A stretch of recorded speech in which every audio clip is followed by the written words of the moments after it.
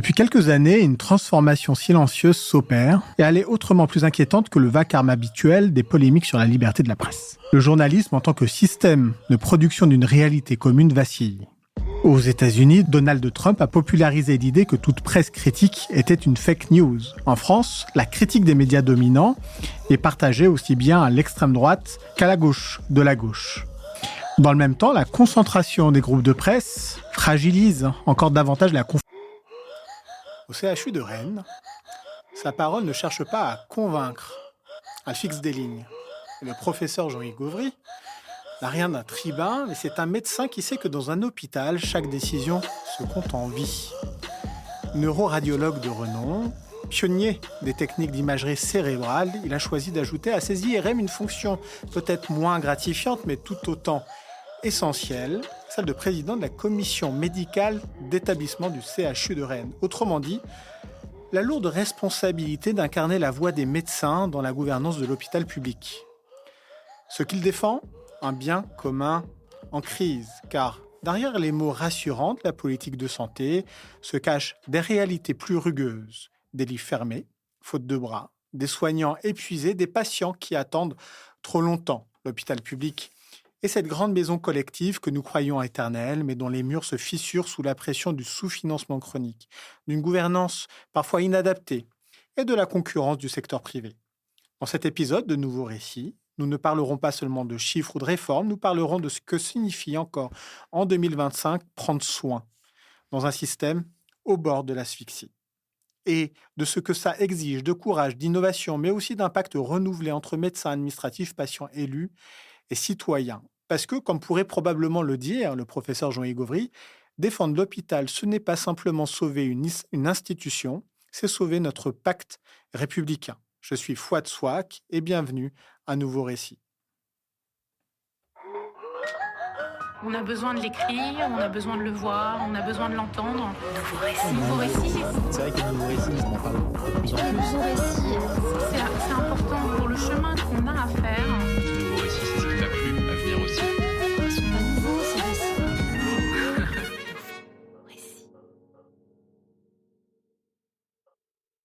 Jean-Yves, Bonsoir, vous allez ça bien? va? Ouais, ça va. Ça va? Et toi? Très bien, très content d'être là. C'est vrai? Ouais. J'aime bien parler de mon métier, de l'hôpital public. Voilà. Puis Ouais. Ouais. On va remercier Marie-Louis du fonds, la déléguée générale du fonds Nominoé. Au début, je voulais l'inviter, et puis pour parler de l'hôpital public, pour parler aussi des actions menées en faveur de l'hôpital public par le fonds Nominoé, mais ça fait longtemps que je parlais de ces sujets de santé, d'organisation de notre système de soins, parce qu'à Nouveau Récit, c'est donc un podcast, je t'en ai déjà parlé, qui parle des nouveaux modèles, de la manière dont on peut un peu réparer le monde dans lequel on vit à travers celles et ceux qui sont actifs et qui prennent part à ces modifications. Alors, d'abord avec des entrepreneurs dans le milieu privé, en considérant en fait que même les entreprises agissent pour le bien commun et pour l'intérêt général, mais évidemment, le secteur public est là pour le servir, cet intérêt général, et qu'au centre de ce pacte républicain dont je parlais en introduction, euh, il y a la question du soin et de la santé et de l'éducation, on l'a dit, de la justice, mais je crois qu'on dit souvent, est-ce que ça va? C'est la première question qu'on pose à quelqu'un, est-ce que ça va? Est-ce que ça va bien mentalement? Est-ce que ça va bien physiquement? Je suis content que tu ailles bien, que tu sois content d'être ici. Est-ce que tu peux déjà commencer par te présenter, nous dire qui tu es? Et d'ailleurs, qu'est-ce qui, d'une certaine manière, te rend légitime à parler de tout ça? Alors, j'ai 57 ans. Voilà, j'ai pas toujours voulu être médecin, mais en fait, je trouve que, j'ai fait ma première année de médecine et je pense que le premier jour de ma première année de médecine, je me suis dit que c'est ça que je voulais faire. Ouais. Avant, je n'étais pas vraiment totalement sûr. Voilà. Et après, oui, Il faut être un peu toqué pour se lancer dans X années de Oui, puis en médecine, plus, quand d'emblée, on même. te dit, la première année, ça va être compliqué. Si t'es pas super bon, tu vas pas y arriver. Or que je pense que ce qui m'a guidé, c'est la passion, en fait. Ouais. Voilà, je pense qu'à partir du moment, il n'y a pas que ça, mais à partir du moment où on est passionné, je trouve qu'on arrive à avancer et à monter des marches qui parfois sont très hautes ou plus Ouais. hautes que ce qu'on imagine. Ouais. Voilà. Et après, donc, j'ai un parcours assez... j'ai voyagé aussi. C'est ça qui peut être intéressant, c'est que j'ai pas peur d'aller ailleurs, d'aller voir ailleurs, Mmh. parce que voilà, j'étais étudiant à Poitiers, j'ai fait ce qu'on OK. appelle l'internat, donc j'apprends mon métier de radiologue au CHU de Lille. Et je suis allé au Mmh. CHU de Lille parce que je voulais un grand CHU. Je m'étais dit: «Je veux voir beaucoup de choses, beaucoup de services», voilà. Donc je suis parti dans le Nord, alors que tout le monde me disait: «Mais qu'est-ce que tu vas faire là-haut? Il pleut tout le temps». Ouais. C'était passionnant, voilà. Et petit Ce à qui paraît, petit, c'est très beau Lille, hein, quand même. oui, oui, oui, et je pense que c'est là où j'ai appris ce que c'était que l'hôpital public. Et dans ma petite vie, voilà, j'ai aussi à un moment travaillé dans un hôpital, plus petit, ce qu'on appelle un hôpital général, Mmh. à 120 kilomètres de Lille, ce qu'on appelle l'hôpital de Maubeuge. Ah oui, Et OK. donc là, j'ai vu ce que c'était qu'un hôpital public, loin grande ville, mais dans lequel, Mmh. tout était, très important, dans cet hôpital-là. La ville, les habitants comptaient sur l'hôpital. Voilà, c'était vraiment Mmh. un recours. Et en même temps, c'était dans les années 2000. Ouais. On voyait déjà, dans le Nord, parfois, on est un peu précurseur, malheureusement, de ce qui va se passer et des Ouais. difficultés que je pouvais voir dans l'hôpital public. Voilà. Mais c'est vrai que, on s'interroge de moins en moins sur, le rôle et l'importance du médecin dans notre vie quotidienne. Je suis tombé sur un chiffre qui, moi, que je trouve alarmant. C'est, entre 6 et 7 millions de Français n'ont pas de médecin traitant. Et là, quand on pose ce chiffre, on avait dit qu'on n'évoquerait pas trop les Oui, oui. chiffres, mais celui-là est quand même Mmh. hyper évocateur. Qu'est-ce qui témoigne justement ce chiffre? Bah, d'une difficulté, grandissante d'un accès aux soins. Voilà. Mmh. Et ça, on le voit à la fois chez des plus jeunes. Ben, tout à l'heure, on parlera de santé mentale Mmh. ou même de prévention, parce que c'est quand même, chez les plus jeunes qu'il faut commencer de la prévention. Donc, on voit bien l'intérêt d'avoir un médecin, de famille ou un médecin traitant, comme Mmh. on disait, voilà. Et aussi, bah, d'une grande difficulté pour les plus vulnérables, ceux qui ont des maladies, chroniques, qui nécessitent, quoi qu'il arrive, vraiment d'avoir Un accès à du accompagnement. soin, à un Mmh. accompagnement. Qui fait que et en fait, tout ça, malheureusement, parce que c'est là où bah, le recours, ça va être l'hôpital public, Mmh. en fait. On Et s'est parfois aperçu l'hôpital public, il est très loin aussi des territoires. il est très loin, voilà. D'où la question, effectivement, qu'on peut entendre de temps en temps quand on veut fermer un hôpital public pour une population qui sait qu'elle va avoir des problèmes d'accès à la médecine de ville. Ouais, C'est de se dire: «Mais si en plus on ferme l'hôpital, quel est mon recours? Quel est le recours?» Voilà. ouais. Et tout à fait, et ça, hem, souvent, j'essaie d'expliquer que, hem, la fermeture d'un hôpital pour, une population et pour, des élus locaux, c'est dramatique. Voilà. Mmh. Parce que nous, médicalement, on a tendance à se dire: «Beh, c'est dangereux, il faut le fermer», voilà. C'est pas si simple que ça. Je pense qu'il faut l'adapter, en fait, à effectivement le personnel et les maladies qu'on veut soigner. Voilà. Mmh. Mais on voit qu'il faut aussi, dans ces cas-là, avoir un lien avec la ville, parce on peut pas suppléer un médecin traitant à l'hôpital. En Ouais. tout cas, c'est pas son rôle. Voilà. Non. Bah, sinon ça fait des urgences quand même qui sont bondées. C'est ça. C'est ce qu'on a eu et c'est ce qu'on a encore Ouais. pendant, pendant longtemps. Alors maintenant, on essaie, ce qu'on entend là, souvent à la radio, c'est de dire: «Appelez le 15». Globalement, Oui. faites Pour faire un premier tri, on voit une régulation, ce qui est vrai. mmh. Mais ça n'est possible que si des patients qui ne nécessitent pas d'aller à l'hôpital, on leur offre une autre possibilité. Une alternative, Parce que ouais. s'il n'y a pas Ouais. d'alternative, bah, de toute façon. Donc c'est pour ça que là, enfin, au moment, tout est lié, hein. Enfin, on Ouais. parlera de l'hôpital public, mais Ouais. l'hôpital public, parfois, dysfonctionne parce que, le reste, dysfonctionne. Voilà. Ouais. On a on passe un peu trop rapidement sur toi là. Oui? On attaque déjà le sujet, Ah ouais, voilà. fort D'emblée, tu as attaqué sur les d'emblée. questions. Ouais, ouais. C'est quoi ta spécialité? Parce que la particularité de la médecine, c'est d'être fait Ouais. de spécialités, de surspécialités Mmh. et que moi, j'ai toujours considéré en fait les médecins généralistes justement comme, heu je vais pas dire une sous-spécialité, mais bah, comme son nom l'indique, en fait, comme le généraliste de la médecine, Mmh. alors qu'au sein de la médecine, c'est aussi en fait une spécialité. Oui, Tous les médecins ne peuvent pas être médecins tout généralistes. à fait. Ah ouais, même moi, je suis radiologue, je ne me Ouais, verrais pas du tout être, médecin généraliste. Ah oui, bah, non, mais c'est un métier. Enfin, c'est un vrai métier. c'est une Ouais. spécialité. D'ailleurs, maintenant, c'est une spécialité. Mais oui, oui, Oui, ça oui, parce que ça nécessite de connaître, toutes les pathologies, un certain nombre de médicaments, de traitements, de connaître ses limites, ce qui est quand ah, même je me quand même souviens du Vidal. oui, voilà, ouais, ouais. Cours Bon, Vidal. oui. On en J'étais reparlera. jeune. Enfin, on voit bien que les outils numériques peuvent nous aider quand même maintenant à Maintenant, ouais. remplacer le Vidal. Ouais. Mais ça veut dire que quand même, il faut... enfin, on en reparlera aussi, mais c'est intéressant parce que pendant la crise Covid, on s'en est aperçu. On a touché du doigt l'incertitude, en fait. Mm. C'est-à-dire ce qui n'était pas sûr. Alors que Mm. pendant des années, on a élevé le médecin dans l'incertitude. Mm. Moi, je sais, donc, telle maladie, tel traitement. Mm. Et là, on a un virus qui a débarqué, qu'on ne connaissait pas. C'est Et on vrai. s'est dit, mais qu'est-ce qu'on va devenir? Voilà, on ne sait pas, on n'a pas de vaccin, on ne sait pas le traiter. Voilà, donc, comment est-ce qu'on fait? Et en fait, on a réappris l'incertitude. Comment est-ce que je traite un patient? Comment je m'occupe d'une population, même Mm. quand je ne connais pas l'exactitude du virus, quand je ne sais pas exactement le traitement que je vais devoir faire. Et on est Mm. reparti sur des bases, les bases de la médecine, Mm. l'hygiène, par exemple. Ah Comment ouais. est-ce que je porte un masque? Comment je me On lave a les mains? rendu la communauté médicale peut-être un peu plus humble, hein. Exactement. Ouais. Mais non, mais c'est ça. Et tout le monde d'ailleurs, y compris en se disant, mais on peut tout, voilà, y compris à faire collectivement n'importe quoi, Ouais. voilà, en se disant, mais c'est pas grave, de toute façon, la médecine va me guérir. Ouais. Voilà. Ben, en fait, non. Il y a des choses qui C'est sont... pas forcément vrai. C'est pas forcément vrai. Et ça nous renvoie aussi, en fait, à ne pas pouvoir à gérer cette incertitude. Voilà, enfin, voilà. Et je pense que grâce, hein, si on peut dire, hein, au Covid, Mm. ça nous permet, à mon avis, d'envisager l'avenir de la santé d'une autre façon. Voilà. Ouais. Y compris moins thérapeutique, moins par d'autres choses. Enfin, la prévention, on voit bien on va en reparler, mais c'est quand même un élément Mm. majeur de la santé Mm. publique.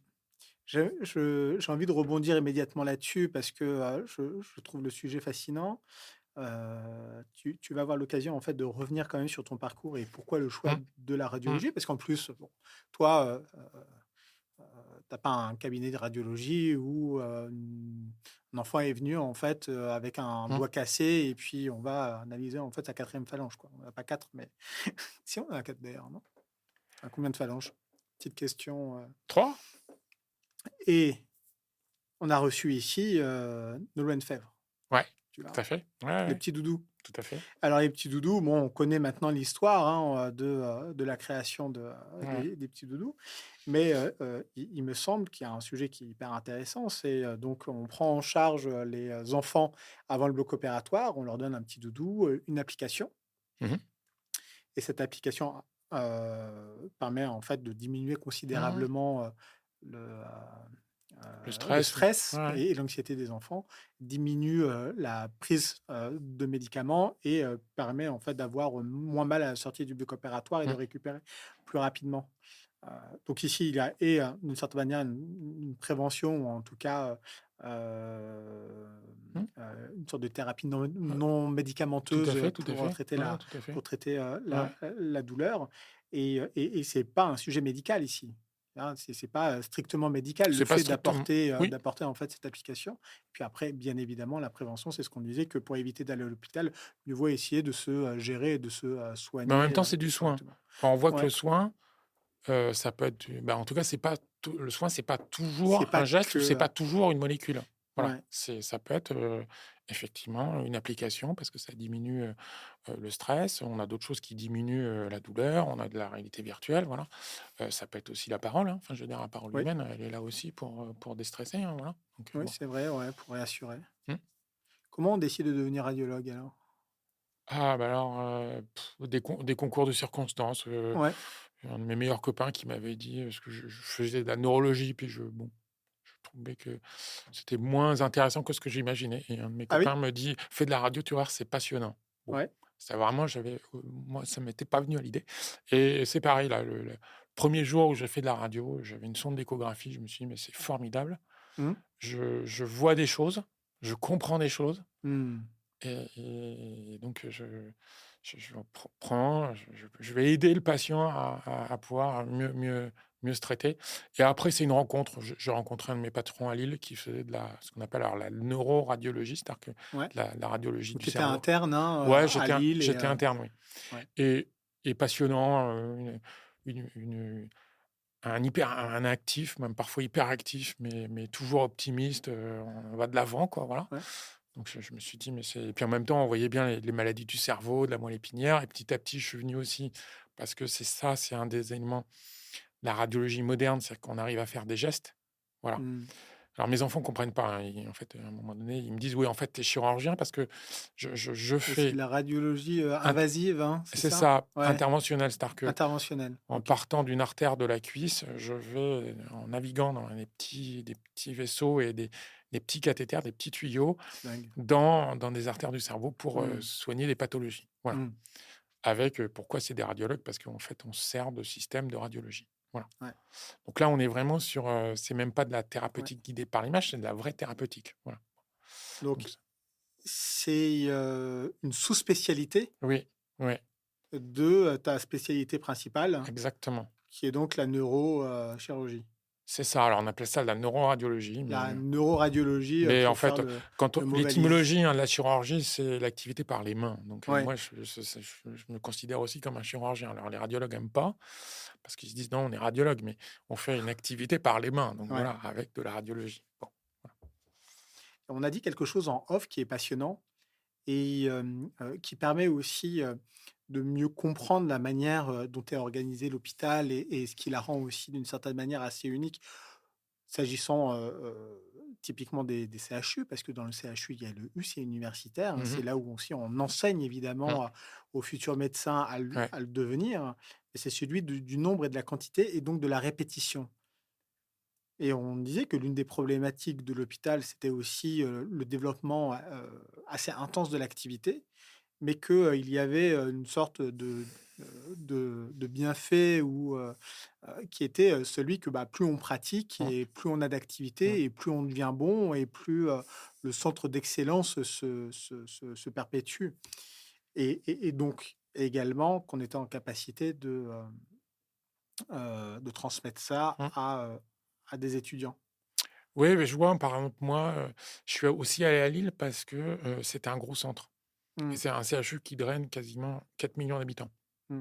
C'est-à-dire que toutes les C'est pathologies. combien Rennes? On est alors, bah, la Bretagne, c'est 3,5, mais par Ouais, exemple, il y a 2 CHU, donc on peut dire que avec la Brest et couverture, Rennes, il y a Brest, on peut dire que le CHU de Rennes, on couvre 1,5, 2 000 000, mais bon, voilà, ouais, OK, en tout cas, au mieux 1,5. ouais, Mais et donc c'est vrai que des pathologies rares, parce que ce que je fais sont plutôt des pathologies rares, bah, plus c'est concentré et effectivement, plus ce qu'on appelle la courbe d'apprentissage est rapide. c'est rapide, ouais. Et en même temps, il y a aussi le maintien en compétences, parce que même si tu as appris, à un moment, il faut quand même se maintenir en compétences. Donc, c'est aussi ça qui est important. D'ailleurs, on en reparlera tard, parce que effectivement, tu disais, l'hôpital, effectivement, a une activité qui augmente. Mmh, Bon, voilà. Mais parfois, c'est pas pour des raisons économiques, c'est parce que les patients sont là. mmh, Nous, on a un centre de recours. mmh, Bah, les patients, ils viennent là parce qu'à un moment donné, peut-être parce il y en a pas d'autres offres ailleurs, mais c'est parce que aussi à un moment, les spécialistes, la compétence est là. Donc, ouais, en fait, on est aussi parfois victime de notre succès ou de notre compétence. Voilà. Parce qu'on a décidé, et à juste titre parfois, de concentrer effectivement les patients les plus graves dans certains centres. Voilà. ouais. Alors, là, ce que tu évoques, c'est aussi, la difficulté de l'hôpital public, à faire face à cette augmentation de la demande. Face aussi, c'est le seul recours pour les interventions les plus Mmh. complexes. Oui. Hem, heu, Sauf que l'hôpital public, on fait face à des problèmes à la fois structurels et humains assez importants. Mmh. On sait, que, le nombre de lits, diminue. Il n'y a pas un hôpital aujourd'hui, en fait, qui ne ferme pas des lits. Mmh. Hem, que le personnel vient à manquer, voire que les médecins aussi, viennent à manquer dans certaines spécialités, chirurgicales ou anesthésistes. Mmh. Hem, que des centres d'urgence, les urgences aussi sont soumis à des tensions extrêmement, importantes. Et que, à côté de cela, malgré tout, on a une population,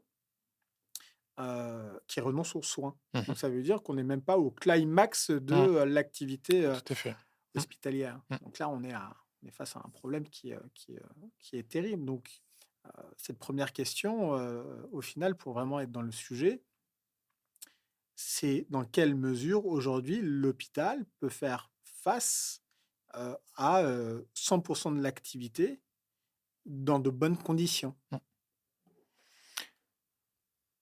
En fait, ça dépend. En fait, c'est l'État qui, à un moment, va mettre en face ou à l'hôpital les moyens pour effectivement remplir nos missions. Enfin, Mmh. là, c'est clair, c'est une décision globalement de l'État et de la nation pour qu'on puisse effectivement répondre à nos missions, tout particulièrement de service public. Mais je vois sur un CHU, on est aussi un centre de recours, c'est-à-dire qu'à un moment de faire des choses qui ne sont pas faites ailleurs et que effectivement on va rapatrier vers. Mmh. Donc après, et avant tout, on voit bien que ce qui va manquer, et dans les années à venir, c'est l'humain. Enfin, c'est la compétence humaine. Euh, on peut reparler du numerus clausus, qu'on n'a pas formé assez de médecins, mais c'est vrai pour toutes les professions. Enfin, je veux dire, les Mmh. professions, on manque d'infirmières, on peut manquer d'aides-soignants, d'IBOD, enfin, de choses très, très spécifiques. Donc, c'est sûr que Les IBOT, ce sont les infirmières de oui, bloc. C'est les ouais, infirmières de bloc. Ouais. tout à fait raison. Ouais. Et d'autres spécialités d'ailleurs qui parfois peuvent être administratifs, enfin on pourra reparler des informaticiens à l'hôpital par exemple, alors qu'on sait qu'on en a. L'informatique à l'hôpital, c'est fondamental et on en manque par exemple. Bon. Mmh. Donc en fait, on regarde qu'est-ce qu'on donne comme moyens humains, voilà, et donc en face des moyens financiers. Hein. Enfin, faut pas, Mmh. voilà. Bon. Donc le défi, il est là, quoi. Parce que malheureusement, on va pas manquer de malades. Non. Parce qu'on pourrait se dire, bon, à un moment donné, tout ça va s'arrêter. Non, on a une population qui vieillit, très bien, on a allongé la durée de vie, voilà. Mais on voit bien que quand même, on a des personnes âgées qui sont de plus en plus malades parce qu'à un moment donné, avec l'âge, et aussi parce qu'on a probablement raté un petit coup sur la prévention, ce qu'on appelle les pathologies chroniques. Mmh. Donc, de toute façon, on va pas manquer ça. Malheureusement, on va pas manquer de malades. Non. Donc, il va falloir qu'à un moment donné, on mette en concordance les malades qui sont là, voilà, Mmh. qui souvent viennent à l'hôpital, par défaut, effectivement, et les moyens Ouais. hospitaliers sur l'hôpital. Oui, parce que sur le vieillissement, il me semble que c'est quand même 1/5 de la population Mmh. qui a plus de 65 ans. Oui, Et la part des 75-84 ans a augmenté dans les dernières années de quasi tout à 70-80%. fait, tout à C'est fait. c'est, heu, c'est, heu, c'est énorme. Mmh. C'est énorme. Donc, l'organisation du système de soins, on le voit bien, c'est à la fois l'hôpital public, c'est aussi les EHPAD dans son Mmh. organisation territoriale et au plus profond des territoires. Et d'ailleurs, on voit bien que, en fait, l'hôpital, c'est le prisme de ce qui se passe ailleurs, quoi, autour de Ouais. l'hôpital, dans la société. Voilà, en fait, on est le reflet de ce qui se passe dans la société. Et probablement, je pense qu'on n'a pas pris l'importance du vieillissement de la population. Mmh. Voilà, je pense que quand même, parfois on appelle ça malheureusement le mur du vieillissement. Bon, Mmh. je ne sais pas si c'est un mur, c'est plutôt, ça pourrait être autre chose, quoi. Ça, on pourrait très bien se dire, c'est très bien de vieillir et de vieillir mieux, quoi. Voilà. Euh, je pense qu'effectivement, en tout cas, on demande à l'hôpital parfois de régler des sujets qui sont des vrais sujets sociétaux. Voilà. Ouais. Non, mais complètement. Et alors, des sujets sociétaux, politiques, économiques, budgétaires, Hum, donc. hum, Et là où ça fait mal, c'est quand même de se dire que les dépenses de santé en France, c'est l'un des budgets les plus importants et ça représente, je crois, 12% du PIB, ouais. du Ouais, PIB. ouais. Je crois on est à plus de 250 milliards. Hum, Que ce budget, en fait, progresse hum, tout de même. Hem, alors, je crois qu'il ne progresse pas autant que le hum, PIB progresse, mais malgré tout, il progresse. L'hôpital public est, est en déficit chronique depuis très longtemps. hum. Il me semble que le déficit de l'hôpital public, c'est plus de 2,4 milliards d'euros. Tout à fait. Ouais. Alors, j'ai envie de dire que c'est énorme et pas énorme. Hum. Sur les 250 milliards, on est à 10%. Bon, est-ce que finalement, ce déficit, c'est un budget du gouvernement mal bouclé et qu'il faudrait réaffecter? Tu vois, à côté de ça, l'EHPAD, c'est un déficit de Hum, 1,3 milliard. Donc, ça signifie que quand on va dire professionnels de santé Vous n'êtes pas suffisamment valorisé, vous n'avez pas suffisamment de moyens, on doit augmenter les budgets, mais ces budgets, en fait, ils sont déjà déficitaires. On se retrouve quand même face à une situation complexe. Mmh. Donc, est-ce qu'on a besoin de mieux rationaliser les choses? Est-ce qu'on a besoin de réaugmenter les budgets? Ou est-ce qu'on a besoin de faire différemment pour dépenser différemment? Et après, pour rebondir sur ce que tu dis, on est, je crois, le troisième pays Le troisième pays le mieux doté, ouais, absolument. enfin, en dépenses, enfin, en tout cas, en dépenses de santé, enfin, Mm. en budget. Mm. Et en même temps, on a l'impression que le ressenti de la population fait que on est de moins en moins bien soigné. Je le fais comme ça. Absolument. Bon. Donc, il y a quand même un sujet parce qu'on ne peut pas dire qu'on ne dépense pas d'argent. Bon. Mais le ressenti qu'on a, et à juste raison dans certains endroits, de se dire, moi, j'ai pas accès aux soins, j'ai attendu, voilà. Bon. Donc, il y a quand même un sujet entre ce qu'on dépense et ce qu'on pourrait collectivement, sur la nation, en attendre. Bon. Ouais. Donc, à un moment donné, il faut quand même se mettre autour de la table. Juste un autre chiffre. Avec la population qui vieillit, avec les maladies chroniques qu'on a, et aussi avec les améliorations médicamenteuses, hein, il y a des, Ouais. enfin, faut se dire à un moment les choses. Il y a des maladies on en mourait, maintenant on n'en meurt plus. Enfin, Ouais. le sida en est un exemple. Enfin, c'est devenu une maladie chronique. Ça ne veut pas dire qu'il ne faut pas faire de prévention. Mais non, mais ça prouve qu'à un moment donné, on a quand même réussi à transformer des choses. Bon, mais ça coûte cher. Ouais. Et donc, globalement, nos dépenses de santé augmentent de 4% par an. Voilà. Et globalement, l'augmentation des recettes est de 2,5%. Donc, on voit bien qu'on a un sujet. Donc, soit on essaie, je pense qu'il faut jouer sur les deux volants. Il faut essayer de voir comment est-ce qu'on peut réduire effectivement l'augmentation des dépenses de santé. Voilà. Probablement se poser la question, faut pas que ça soit tabou. On dit 12% du PIB, c'est énorme. En même temps, la santé, c'est fondamental. C'est fondamental. Après, je dis ça parce que je travaille dans la santé. Ouais. Bon, c'est comme l'éducation et la justice, mais pourquoi il faut peut-être se le dire qu'à un moment donné, il faudra peut-être augmenter les 12% du PIB, effectivement, les monter à 13, 14, ainsi de suite. Bon, voilà. Ouais. Donc, il y a probablement ça. Et après, comme je dis toujours, comme c'est de l'argent quand même de la nation, enfin, je veux dire, c'est de l'argent extrêmement important. Et donc, il faut quand même se poser les questions, comment est-ce qu'on la dépense? Voilà. Et je pense qu'il faut effectivement travailler sur plein de volets. Voilà. Moi, je trouve que c'est très intéressant ce que tu dis là, parce que en réalité, tu prends quand même un petit peu les choses à l'envers, et peut-être en réalité dans le bon sens. En ce sens qu'il faut probablement aussi responsabiliser un petit peu les bénéficiaires. Oui. C'est-à-dire, soit à partir de quel moment je décide de faire usage ou de faire appel au système de soins pour un petit bobo. Est-ce que j'ai un petit bobo, je vais aux urgences et je vais encombrer les urgences? Moi, souvent, ce que je dis, c'est est-ce que quand on va à l'hôpital, on ne sort pas avec une facture? Alors certes, c'est marqué 0 € parce que l'État et la sécurité sociale ont pris en charge le séjour à l'hôpital et puis les soins, etc.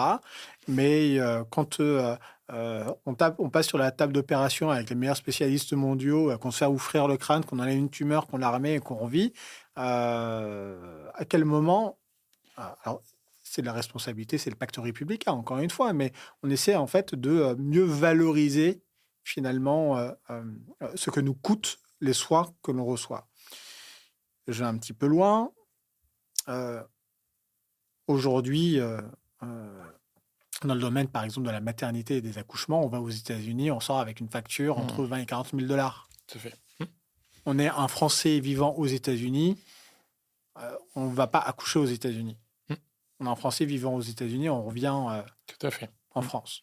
Ça nous coûte 20 ou 40 000 € payés par une partie par la mutuelle, par la sécurité sociale, etc. Tout à fait. C'est tellement vrai que j'ai passé 6 mois aux États-Unis, j'avais qu'une hantise, c'est de tomber malade. Ouais. Y compris sur des soins dentaires, des trucs tout. Je me disais, mais ça va me coûter une blinde, quoi. Donc, bon. Oui. Ouais. Donc, ce que tu dis, ce qu'on dit là, hein, c'est qu'en fait, on n'a pas conscience finalement de tout ce qu'on profite encore aujourd'hui. Oui, mais c'est vrai c'est aussi vrai pour l'éducation qu'on reçoit, tu vois. Est-ce que en sortant du bac, on pourrait dire voilà ce que globalement la nation a donné pour que vous ayez votre bac. Nous, c'est pareil sur l'étude de médecine. de se dire, parce qu'aux États-Unis, les médecines, elles sont pas gratuites, hein, donc faut voir combien ça coûte. Bon, en même temps, je pense que je suis d'accord avec toi, mais la population se rend bien compte que quand même, ça a un coût, la santé.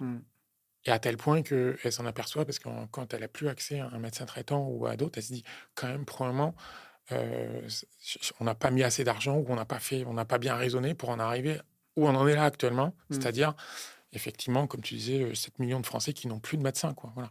Ouais. Donc, ce qui n'enlève pas le fait que quand tu l'as répété à plusieurs reprises, c'est l'argent de l'État, mais l'argent de l'État, c'est l'argent du contribuable. Et l'argent du contribuable, c'est les impôts qu'on paie pour les collectivités, pour la Sécu, les prélèvements obligatoires, etc.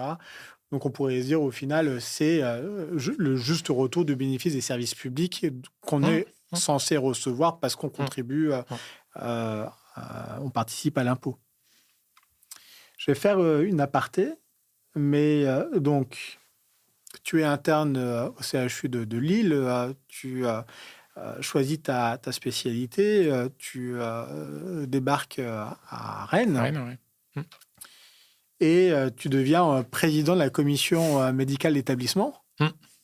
Comment, en fait, on devient... alors déjà, tu vas nous expliquer ce qu'est la CME, tu vas nous expliquer comment est organisé l'hôpital public en France, et tu vas nous dire comment un médecin décide de devenir, pourquoi il devient président de la CME, et toi, qu'est-ce qui t'est passé par la tête pour prendre ces responsabilités? Alors, ce que c'est... Enfin, là, une commission médicale d'établissement, en fait, c'est une commission dans laquelle on a des élus. Donc, c'est quand même assez démocratique. C'est-à-dire que par spécialité, on va dire par âge et par titre. Donc, tu as des praticiens hospitaliers, des praticiens hospitalo universitaires, voilà, selon les spécialités.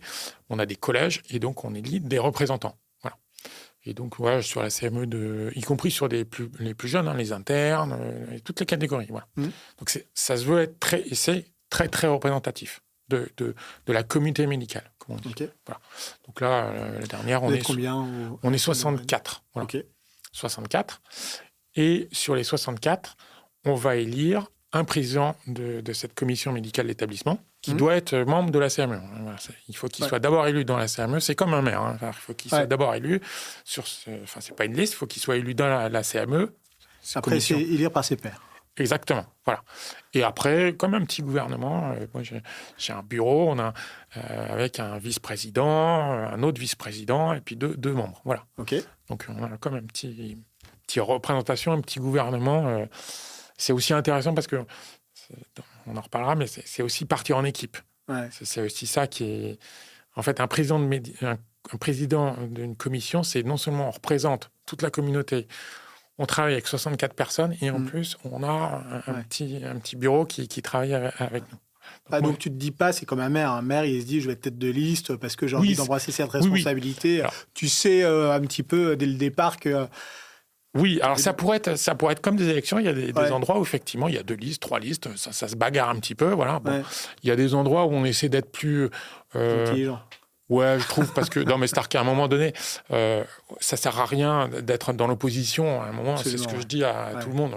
Maintenant, voilà, même si on n'est pas d'accord sur certaines choses, l'idée, c'est quand même comment est-ce qu'on fait entendre la voix de la communauté médicale et surtout comment est-ce qu'on montre... Parce que c'est comme plutôt une assemblée nationale, parce que derrière, on a plein de commissions. Voilà, commission de vie hospitalière, commission des équipements, commission des postes hospitaliers. Des effectifs. Voilà, des effectifs. Et donc, c'est comment est-ce qu'on s'implique dans la vie de l'établissement. C'est comme un peu... Enfin, souvent, l'Assemblée nationale, on voit... on a une plénière qui est quand même beaucoup plus simple et plus agréable que les questions au gouvernement, voilà.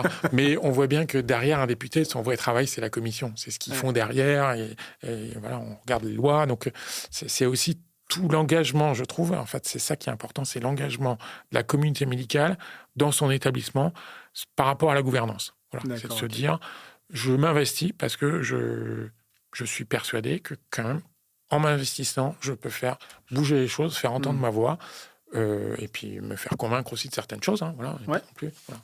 Alors, te faire convaincre par tes pairs ou te faire convaincre par la direction générale?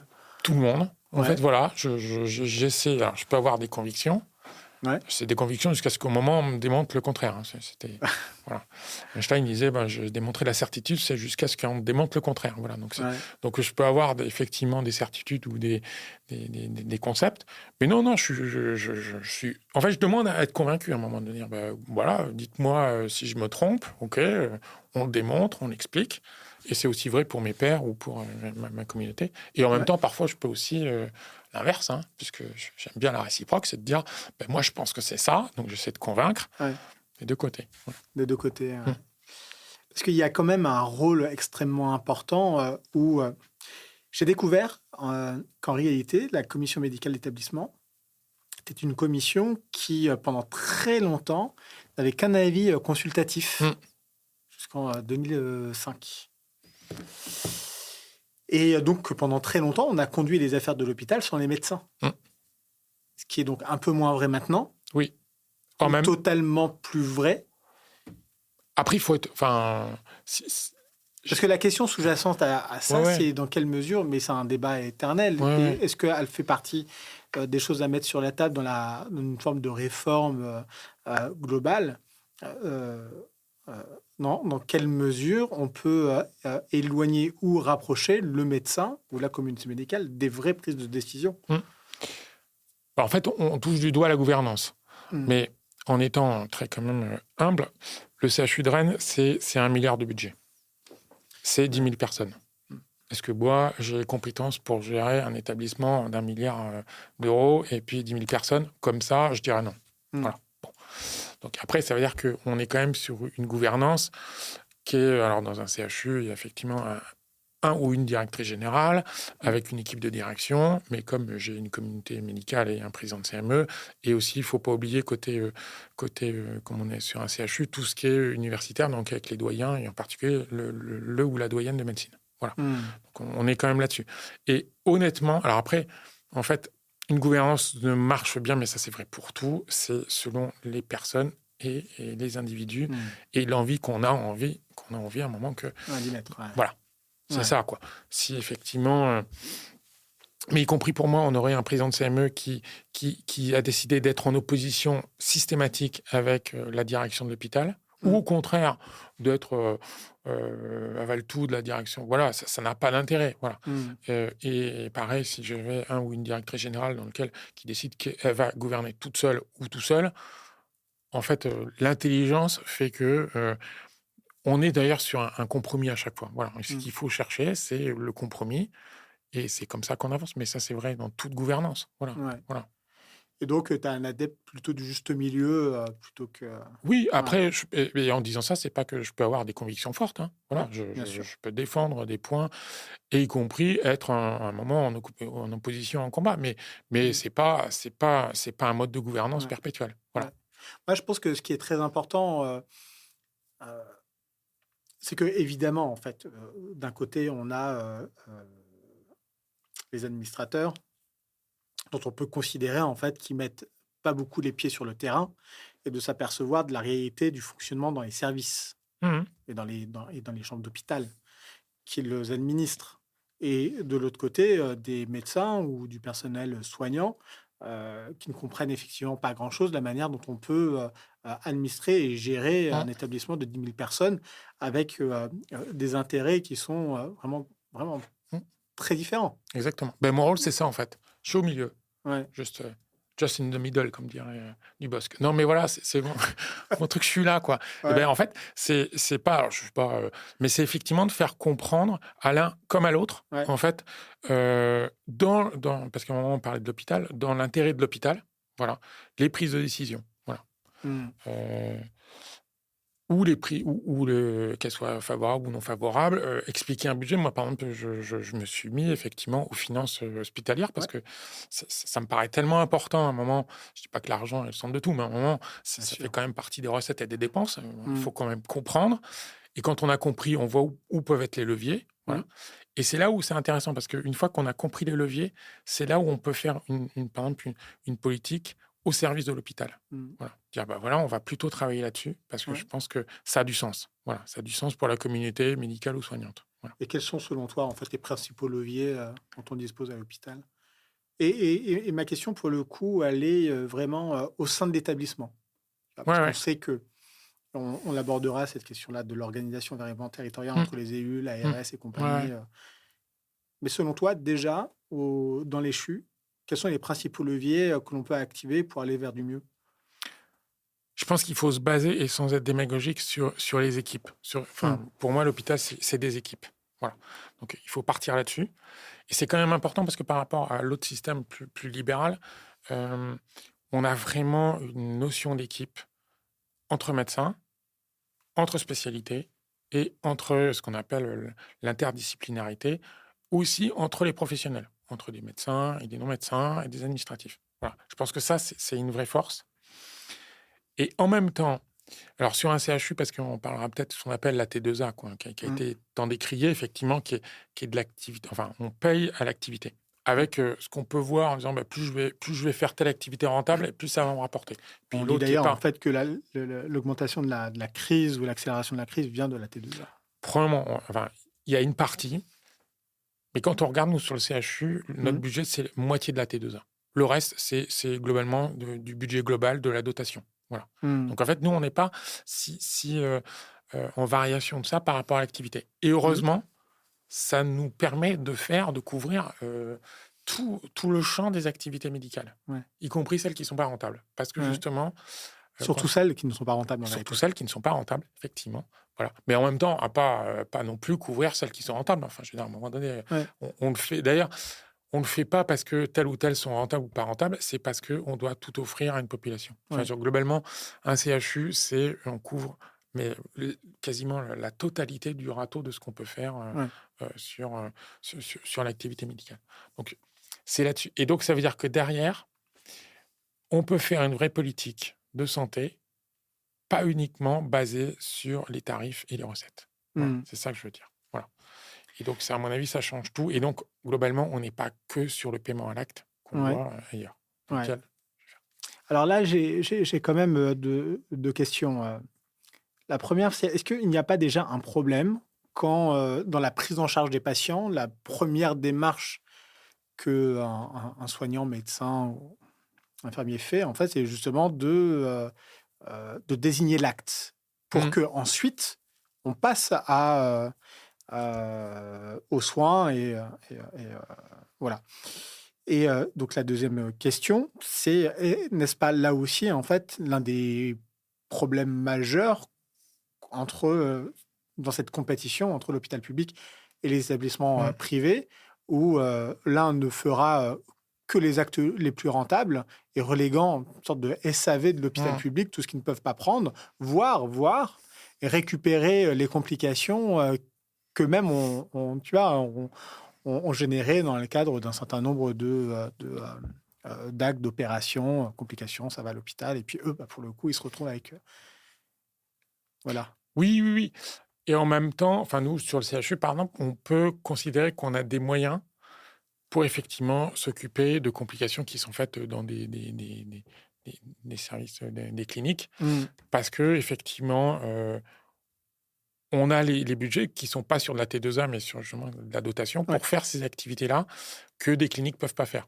Donc, on peut être complémentaire, en fait. Là-dessus, j'ai pas... C'est intéressant ce que tu dis. Ça veut dire que, déjà, en fait, par nature, dans leur organisation, ils ne sont pas dotés de la même manière, évidemment, parce que et que ces dotations-là visent en particulier à lutter contre cette sorte de dissymétrie ou déséquilibre. Exactement. Okay. Donc, après, c'est à voir si ces dotations-là, en fait, sont bien affectées et suffisent, en fait, effectivement, à faire l'activité de recours qu'on doit faire. Donc, en fait, le vrai sujet de l'hôpital public et du déficit, je pense, c'est ça, c'est qu'en fait, ce qu'on nous demande de faire, en regard, on n'a pas les recettes. Et quand je dis les recettes, c'est pas par rapport à l'acte, c'est par rapport au personnel qu'on engage, parce que, moi, je vois dans mon établissement, pour certains postes, par rapport à d'autres établissements, y compris publics ou privés, on a plus de personnel, parce que les patients sont plus graves. Et pourtant, si je regarde l'acte tel qu'il nous est payé, c'est le même qu'on soit 2 ou 6 autour du patient. Voilà. Par contre, nous, sur un CHU, parce que le patient est plus grave, on estime que c'est pas 2 soignants qu'il faut, mais c'est 6. Voilà. Donc, bon. En fait, le déficit, il est là. Tant qu'on n'aura pas les moyens, globalement, financiers, de faire l'activité qu'on doit faire, qui peut passer par des dotations, hein, en fait, on sera probablement en déficit. Alors après, Puis il y a son corollaire. Attends, excuse-moi, il y a son corollaire. Ça veut dire que il y a un certain nombre de médecins qui, au sein de l'hôpital, on sait en fait que ces médecins ou ces services en fait sont sous-dotés en termes de personnel, un budget pourtant constant, et qu'il faudrait davantage recruter. Mais si on recrute davantage pour arriver aux normes, non, on explose les budgets. Oui. Et on explose les budgets avec des salaires et des rémunérations non valorisés. Oui, on a une adéquation, on voit bien entre... Et on le voit d'ailleurs, il y a une très bonne réforme qui s'est faite, là, ce qu'on appelait le Ségur de la santé, dans lequel on s'est aperçu qu'effectivement, les infirmières, par exemple, avaient en Europe les 23e salaires par rapport à d'autres pays européens. Donc, on a revalorisé effectivement ces salaires-là, essentiellement pour les non-médicaux et un peu pour les médicaux. Mais en fait, sans, alors soi-disant qu'on avait prévu d'augmentation des tarifs, mais en fait, cet argent-là n'est jamais arrivé à l'hôpital public. Donc, un des grandes explications aussi du déficit actuel de l'hôpital public, c'est que l'augmentation de la rémunération des personnels qui est justifiée n'a pas été financée. Je le fais comme ça. Ah oui. Voilà. En tout cas, que le modèle de financement qui avait été probablement avant le Covid, basé sur une augmentation de l'activité et des tarifs qui vont avec, voilà, qui est probablement quelque chose qui est à revoir, fait que, en fait, on s'est retrouvé en grand déficit. Voilà. Et donc, en plus, on voit bien que plus on va recruter, plus on va creuser le déficit. Voilà. Donc, bon. Après, quand on parle des recettes, je pense que le budget de l'hôpital, il tient aussi aux dépenses. Donc, il faut pas se cacher. Et en particulier, on peut amener ce qu'on appelle le juste soin. C'est-à-dire qu'effectivement, faire ce qui est, je pense, plus facile à l'hôpital, parce que voilà, c'est de faire ce patient-là, il vient, on va lui faire un examen et pas un autre, un médicament et pas un autre. Il va rester, si on peut, le temps strict, pas plus, pas moins. Voilà. Donc, c'est aussi ça, ce qu'on appelle la pertinence. Ouais. Et ça, globalement, en France, on s'est perdu dans cette notion de la pertinence. Voilà, Ah oui, c'est pendant vrai. des années. Ah oui, oui. Je trouve. En fait, c'est là où personne ne regarde, y compris, on va dire, le payeur, hein, les caisses primaires d'assurance maladie, enfin, pas suffisamment, je trouve, la pertinence des soins. Qu'est-ce qui fait qu'à un moment donné, tel patient a eu telle ou telle chose? Et je ne dis pas qu'on est très bon à l'hôpital. Hein, je vois souvent, on demande des groupes sanguins, en veux-tu, en voilà. Enfin, on a des exemples. Hein, voilà. Mais je pense que le payeur devrait regarder ce que pour un même maladie, pourquoi un tel, on a dépensé 2 fois plus pour le même résultat, hein, souvent, s'il faut le dire, et un autre, le bon tarif pour le même résultat. Voilà. Alors, est-ce que c'est pas dû au fait que quand on est pris en charge à l'hôpital, on ne sait pas par qui. Oui. On ne sait pas par qui on rentre. Oui. Il y a beaucoup d'intermédiaires entre les aides-soignants, les infirmiers, le chir, l'ANEST, les médecins. Enfin bref. Et tout le monde est à peu près responsable, mais personne n'est tout à fait responsable. Et donc évidemment, en fait, pour administrer, pour accompagner, Oui, mais ça, c'est le sujet, effectivement, des grosses boutiques, voilà, des gros établissements. Donc après, on se retrouve avec des gens qui disent non, mais ça, c'est pas à nous. Oui, ça, on voit bien. Un nombre de médecins. Enfin, donc, il s'avère en fait que quelques amis médecins. Et on m'a raconté une histoire il n'y a pas très longtemps où une personne, après une opération, une complication, est revenue. On a demandé si on pouvait joindre la femme du patient, sauf qu'elle dit c'est pas à moi de le faire. C'est à personne de le faire. Okay. Là, pour le coup, en fait, je ne sais pas vraiment si il ne me semble pas que ce soit tout à fait anecdotique. Là, je parle simplement de prévenir la famille. Hein, et il pourrait s'agir justement, comme tu l'as dit, de prescrire des médicaments, de prescrire des contrôles. Je ne sais pas, peu importe. Tu vois. Mais parce que, Parcours de ouais. soins est quand même relativement complexe. Oui, il est complexe, d'autant plus qu'on peut avoir des maladies très complexes. Ouais. Et en même temps, j'y pense parce que dans la gouvernance, il y en a un qu'on a quand même oublié et que quand même, maintenant on remet quand même au centre, c'est le patient en fait. Ouais. Ouais. Genre nous, ce qu'on appelle, on a un directoire, donc qui est quand même une instance de direction dans laquelle on a quelques membres de la CME, le directeur ou la directrice générale, son adjoint, des coordinatrices de soins et un patient. Mmh. Et en fait, je pense que le sujet qu'on a eu pendant des années, y compris à l'hôpital public, c'est d'avoir oublié le patient en fait. Ouais. Voilà. Et son retour en disant non mais oui mais faut pas vous plaindre, vous êtes sorti, on vous a guéri, voilà. Mmh. Mais dans quelles conditions et dans quelle façon j'ai vécu mon hospitalisation, voilà. Mmh. Et donc je pense que ce que tu décris là, je vois très bien, hein, moi aussi malheureusement ça m'arrive d'être patient Mmh. ou parent d'enfants qui sont malades. Je pense que plus on remettra effectivement, heu, des patients au centre, en nous disant en honnêteté: «Mais voilà, voilà ce qu'on vous dit», voilà. Mmh. Ça permet effectivement dans le parcours de soins qui peut être complexe, de se dire: «Effectivement, il faut que ce qu'on entend, c'est pas moi, c'est l'autre». Mmh. Voilà. Je sais parce que moi, par exemple, ça on a un téléphone et des fois, je vois bien qu'on m'appelle et c'est pas moi qui devrais répondre. Ouais. Mais je ne dis jamais: «C'est pas moi». Ouais. J'attends et là, je vois, ça m'arrive régulièrement de dire: «Bah, écoutez, c'est pas moi, mais au lieu de vous dire, vous appelez machin, je vais m'en occuper». Voilà. Ah ouais. Parce Ouais. qu'effectivement, ça, je l'ai Super trop comme senti, démarche, mais hein. ouais, c'est pas moi, il faut appeler machin, mais machin, il est pas là. Voilà. Ce truc-là, cette balle de ping-pong fait Mmh. qu'effectivement, mais bon, Ouais. c'est aussi notre responsabilité, effectivement, à un moment de se dire que, enfin, comme j'ai lu une interview à un moment, s'il n'y a pas de patient, on n'est pas médecin. Enfin, je veux dire, nous, on est médecin parce qu'on a des patients. Enfin, je veux Ouais. dire, voilà, Ouais. on n'est pas.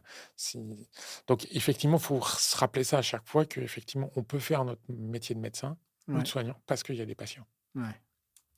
Tu dis, là quelque chose de très intéressant et très important, parce qu'on touche du doigt, moi je ne pense pas, qu'à l'hôpital public, et dans l'administration, publique ou dans le secteur public, il y ait tant de passagers clandestins que ça.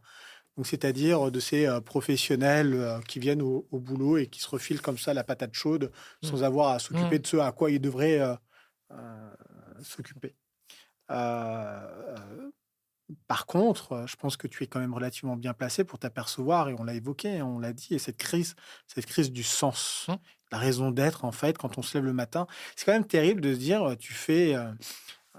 je pense que c'est pas je pense, il y a une certitude pour le coup, les études de médecine sont parmi les plus compliquées, voire les plus compliquées, du, cursus universitaire. C'est un métier extrêmement dur. On fait face à des difficultés, de plus en plus, prégnantes. La valorisation des salaires et de l'engagement est extrêmement, voilà, tout est très difficile. Donc quand tout est très difficile, la seule chose en fait qui peut nous retenir, c'est d'y mettre un maximum de Mmh. sens.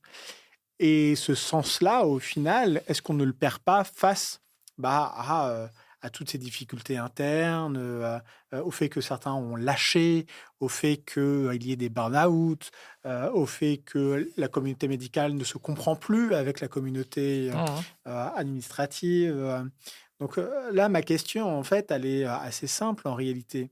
C'est comment faire pour que, les médecins retrouvent du sens dans ce qu'ils font? En fait, tu as mis le doigt sur ce on doit travailler parce que quand on regarde, il y a des pyramides dans lesquelles on explique, à un moment pourquoi est-ce qu'on travaille et on l'a inversé, en fait. Le Mmh. le bas, c'est à un moment, je travaille parce que pour me nourrir, me loger, m'habiller, ainsi de suite et à un Mmh. moment donné, tu montes, enfin, je sais plus comment ça s'appelle cette pyramide. Pyramide de Maslow? Voilà et à un Mmh. moment, je monte dans l'échelle sociale et la pointe, c'est le sens. Qu'est-ce que je trouve comme sens au travail? Et en fait, on s'aperçoit que génération, enfin, je pense que ça soit pas que la génération Z ou plus jeune, on a inversé la pyramide. En fait, on commence par: «C'est quoi le sens? Pourquoi je viens Mmh. travailler?» En fait, comme si on s'était libéré, du problème effectivement de l'argent, y compris, l'égalité homme-femme, hein, parce que, pendant un certain nombre de décennies antérieures, effectivement, le fait que les femmes puissent accéder à des études supérieures en médecine. Il faut juste imaginer que la première femme médecin, c'est juste 1930. Enfin, c'est pas non plus... hein, c'est tout récent quand même dans l'histoire de l'humanité. Bon, voilà. Donc, le sens, il est là, en fait. Effectivement, si on ne travaille pas là-dessus, on en arrive à ce que tu dis, et à juste titre, hein, c'est de se dire... Comment est-ce que j'arrive? De toute façon, c'est pas organisé, je trouve plus le sens, ça grouille de partout, le téléphone sonne, je dois faire ça en même temps. Effectivement, il faut vraiment travailler là-dessus.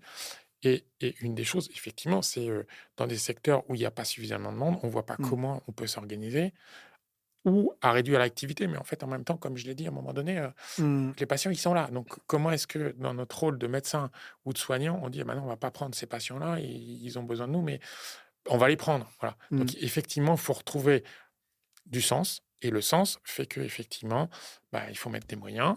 Il faut peut-être en prendre dans des endroits où il y en a un peu trop et les redistribuer, parce qu'il y a aussi ça à un moment donné, ce qui n'est pas toujours facile. Hein. Ceux qui sont bien vont jamais te dire on est bien. Voilà. Donc, par contre, tu entends effectivement à juste titre ceux qui sont moins bien. Donc, il y a probablement une redéfinition, et qu'on ne me dise pas qu'au cours du temps de la vie, de l'histoire de la médecine, les choses n'ont pas évolué dans les prises en charge. Voilà, on voit bien que quand même, il y a des choses qui ont évolué. Bon. Donc, il faut effectivement probablement remettre du personnel. Parfois, pas que du personnel médical ou soignant. On voit que parfois, dans certains services, on manque d'assistantes sociales, par exemple. Parce qu'on de voit psychologues, de psychologues, de nutritionnistes. Enfin, voilà, on voit qu'il y a des choses qui font que... et tout ça fait qu'à un moment donné, je pense que ce qu'il faut, c'est qu'un médecin, en fait, sans être catégorique, mais c'est vrai, il est quand même là pour soigner et faire de la médecine. Quand on lui demande de faire autre chose, là, il perd du sens. Voilà. Et donc, c'est autre chose qu'il faut effectivement... qui fait que le système marche, hein, mais qui n'est pas des compétences et de l'expérience du médecin. Il faut que ça soit fait par d'autres personnes. Ouais. Voilà. C'est quoi cette autre chose, par exemple? Alors, il y a ce qu'on appelle les débords de tâches. Il y a beaucoup de choses qui étaient faites par des administratifs qui sont maintenant faits par des médecins. Voilà. Ouais. Alors, sous le biais, effectivement, je l'entends, hein, de l'informatique. On fait beaucoup de comptes rendus tapés par nos mains. Voilà, voilà, qu'avant, c'était fait par d'autres personnes. Il y a je trouve, beaucoup d'organisations qui pourraient être faites par des personnes dont c'est le travail. Je veux dire, à un moment donné, organiser des organisations complexes. Parfois, on demande ça à des médecins. Mais je pense que ça peut être de travail d'autres personnes. Voilà. Surtout qu'on ne nous l'apprend pas dans nos études de médecine. Donc, à un moment, on nous demande de nous improviser comme organisateurs d'organisations complexes et de choses complexes. Alors que c'est pas, on n'a pas appris à faire ça.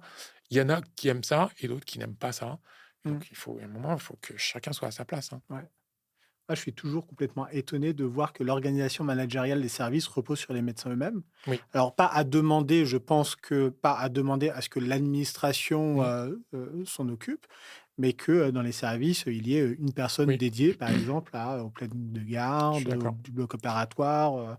Alors, il faut avoir les médecins qui supervisent, c'est évident, mais et sans compter aussi...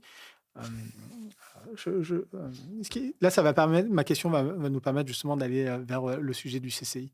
Donc, ce qui est formidable, c'est que le CHU de Rennes a investi beaucoup d'argent avec l'État. C'est 1 milliard, hein, c'est le budget du CCI. 1 milliard, c'est pas fini parce qu'il y a la maison. 1 milliard, c'est le budget du CHU. Là, c'est 200 millions à peu près. Ah, 200 millions. Ouais. 200 millions. Ok, d'accord.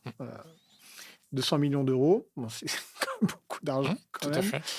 Sur le CCI. Donc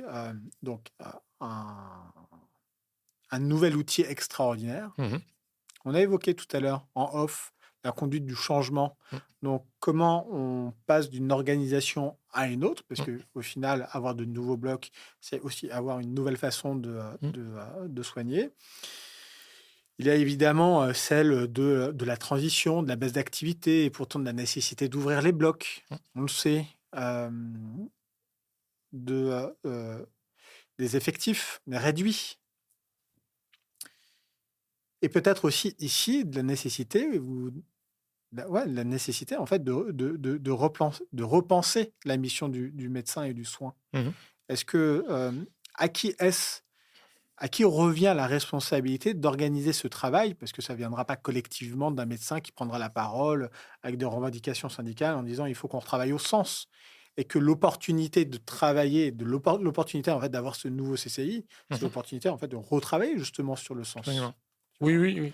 Est-ce que ça a été fait? Est-ce que ça sera fait? À qui doit mener aussi un petit peu ce travail profond, qui est en plus un travail qui est censé, je pense, on parle souvent de l'attractivité en fait de Mmh. la profession médicale. Renforcer cette attractivité-là pour renforcer aussi les capacités de recrutement. Voilà, quelle est ta vision vraiment très concrète sur la possibilité en fait de redoter à l'hôpital public une raison d'être et qui soit partagée par le plus grand nombre et pas les médecins, à l'heure où l'hôpital s'est doté d'une nouvelle et belle structure? Alors, j'ai pas, il y aura il y a des solutions. Enfin, c'est mon côté Positif, volontariste. optimiste. Voilà. Il y a des difficultés, ok. Mmh. Surtout quand on passe d'une organisation, si on se dit les choses, je sais plus, il y avait 14 blocs opératoires et on Mmh. arrive à une organisation où il n'y a plus qu'un seul bloc opératoire. Donc on voit que quand même 14 organisations et on en arrive à une dans laquelle on veut qu'elle soit la plus homogène possible, enfin, la Mmh. plus équitable possible. Bon, voilà. En tout cas, je pense que le changement, il est dynamique. C'est-à-dire qu'on ne peut pas se dire que, tiens, quand on l'a ouvert, le CCI, on a réglé tous les sujets. Non, on a pensé à quelques sujets. Déjà, déménager, il fait 55 000 mètres carrés. C'est déjà une petite entreprise. Hein, voilà. Ouais. Non, je pense que le CCI, c'est un changement qui s'accompagne sur le temps. Voilà. Après, on se dit pourquoi est-ce qu'à un moment donné, on s'est pas trompé en faisant ce bâtiment-là. Pourquoi est-ce qu'on l'a fait, en Mmh. fait? Parce que derrière ce qui nous engage, parce qu'on n'en a pas parlé, mais c'est la qualité et la sécurité des soins, en fait. Mmh. C'est ça qu'il faut voir. Bon. Quoi qu'il arrive, on fait des métiers à risque. Enfin, je dirais, et puis le risque, il est quand même, ça peut être grave, voire extrêmement grave. Enfin, donc Mmh. voilà, ce qui peut expliquer qu'effectivement, des fois, enfin même régulièrement, on soit stressé, on soit engagé dans ce qu'on fait. Bon. Et en fait, ce bâtiment-là, mais parce qu'il a été construit aussi avec des professionnels. Hein. C'est pas un architecte qui est arrivé pour nous dire ah, voilà, je vais vous proposer le CCI. Ouais. On est parti d'un principe dans lequel on se dit il faut regrouper sur un même endroit toute la chirurgie et les plateaux interventionnels. Parce que Mmh. globalement, on a la même philosophie en termes de qualité de sécurité des soins. Voilà. Bon. Voilà. Donc là-dessus, ça veut dire qu'il faut effectivement des organisations nouvelles. Mais au moins, l'avantage, c'est que maintenant, tout le monde se dit, et je l'ai vu encore ce matin, ah ben on se voit, on se parle. Alors Mmh. comment on se connaissait pas, on se parlait pas. Parce que déjà, quand même, je pense, à un moment, quand on parle du sens, Mmh. c'est de se dire, ah ben tiens, je mets un nom sur un tel, C'est vrai. je suis allé lui parler. Voilà, c'est le côté humain, je veux dire, Ouais. le sens. Après, ça veut dire qu'effectivement, on est aussi devant une pénurie, mais on en a parlé, mais malheureusement, c'est la pénurie médicale. Elle existe, elle va durer encore des années. Je ne sais même pas si un jour on va la résoudre. Voilà. Mmh. C'est un état de fait. Comment est-ce qu'on fait derrière avec une pénurie médicale et de l'autre côté des patients qui sont là? Mmh. Parce qu'à un moment donné, il faut voir, nous, on est aussi, à un moment, on a des patients qui disent mais moi, je devais être opéré, et puis on m'a dit que j'allais plus être opéré, et on me dit je vais être opéré dans 2 mois, Mmh. et on m'a dit que j'avais un cancer, comment je le vis? Donc, Mmh. je mets pas de la culpabilité sur ceux qui ont déprogrammé, mais à un moment, Mmh. on est aussi sur une mission de santé publique. Comment est-ce que je fais pour avoir des patients qu'on doit opérer, qu'on doit prendre en charge, et effectivement, une organisation maintenant, pour l'instant, qui n'est pas optimale. Ouais. C'est pour ça qu'on espère aussi que derrière, parce qu'on va mettre du sens, parce qu'on va mettre de la qualité, de la sécurité des soins, en augmentant progressivement, effectivement, nos activités, mais avec un sens toujours en se disant on va l'augmenter parce qu'on on est en sécurité.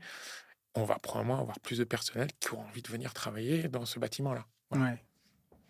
Là, tu abordes un sujet qui est quand même essentiel et qui, je trouve, résume un petit peu aussi la situation dans laquelle on est, c'est-à-dire résolument le manque d'anticipation. Hum, hum, Aujourd'hui, on a décidé, au final, plutôt de faire confiance euh, à, à des solutions curatives plutôt que préventives. hum, On a du mal à se projeter, à prendre des décisions qui nous impacteront positivement dans 10, 15 ou 20 ans. hum, Alors, à un moment, il faut prendre ces décisions parce qu'on fait face aux crises, mais effectivement, la formation des médecins, euh, avec le numerus clausus, hum, qui au final n'existe plus, mais qui produira des effets, en fait, j'ai cru voir une date qui était 2035. On ne hum. va pas attendre 10 ans pour régler en fait le problème du nombre de médecins en France.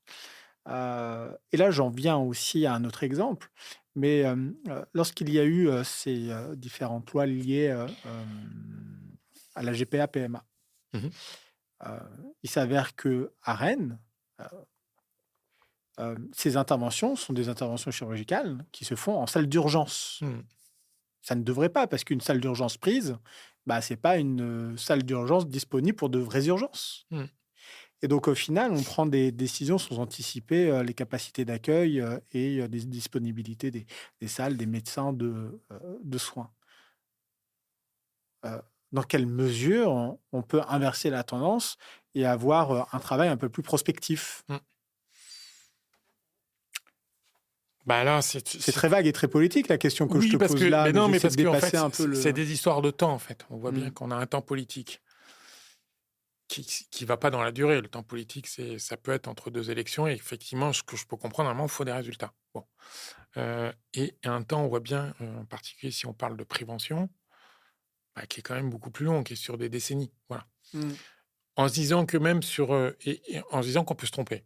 Parce que, par exemple, est-ce que là, actuellement, on augmente le nombre de médecins, bon, en imaginant qu'en 2035, on aura le nombre, mais là, on n'en sait rien. Peut-être qu'on aura trop de médecins ou pas assez. Mm. Parce que d'ici là, qu'est-ce qui va se passer? Je n'en sais rien.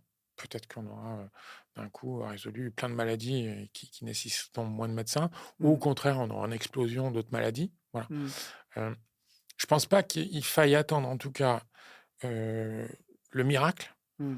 de 2035 pour se dire on va sortir du Mm. problème en 2035. Je Mm. pense qu'il faut probablement avoir une autre vision même tu l'as dit, du tout curatif. C'est-à-dire qu'à un moment donné, il faut sortir à un moment du tout médical et probablement faire des transferts de compétences sur Mm. d'autres professions. Voilà. Mais ça veut dire que autant. Alors ça, à l'hôpital, je pense qu'on est on est plutôt en facilité de le faire. Ouais. Ce qui est probablement plus compliqué en secteur libéral, parce que comme effectivement on va transférer de la compétence sur d'autres personnes, c'est comment ces autres personnes qui ont acquis de la compétence sont valorisées financièrement. Mm. Bon. Mais en tout cas, je pense qu'il faut travailler sur. Mais on le voit dans les blocs opératoires. Mm. On a inventé des infirmières anesthésistes, voilà, Mm. qui sont les aides des anesthésistes, voilà, qui n'ont pas le même niveau de compétence, mais qui sont quand même qui réalisent sous couvert d'un médecin des Mm. activités qu'il y a quelques années, les anesthésistes faisaient tout seuls. Voilà. Ouais. Donc on voit bien que quand même, on est capable de transférer des compétences à de l'humain. Il ne faut pas se cacher, moi je le pense que quand même, l'intelligence artificielle va quand même profondément modifier nos pratiques. Voilà, et plutôt en bien. Je veux dire, moi, je pense que dans ma voiture, il y a plein d'algorithmes, il y a plein d'intelligence artificielle, et Mm. je me sens de plus en plus en sécurité. Voilà. Donc, je pense qu'il faut aussi travailler là-dessus, pas avoir peur, en fait, à un moment de perdre le contrôle de ce qu'on faisait aujourd'hui et de Mm. le transférer pour demain. Je pense que c'est aussi ça qui est très important. Mm.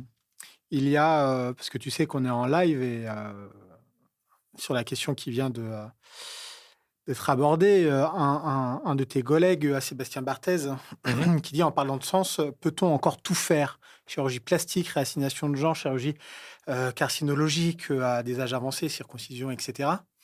Et donc, il évoque quelque chose d'important, c'est que la pénurie n'est pas que celle des médecins, elle est aussi celle des brancardiers, des secrétaires, elle touche en réalité tous les métiers. Et que les pouvoirs publics ont pour mission justement en fait d'anticiper ces situations de pénurie. Et donc, je reviens là pour le coup au CCI. Alors, je sais, je ne suis pas dans les secrets, mais j'imagine en fait que dans la manière de gouverner aux politiques publiques, mieux vaut être suffisamment doté, disons, à 60, 70, 80%, pour pouvoir, lorsque l'on est en situation de crise, et je ne parle pas simplement aussi du personnel soignant, je parle aussi en fait des lits. On l'a vu pendant la crise du Covid avec la disponibilité des lits en réa. Et les transferts qu'on a dû faire du Grand Est ou de Paris vers Rennes, justement.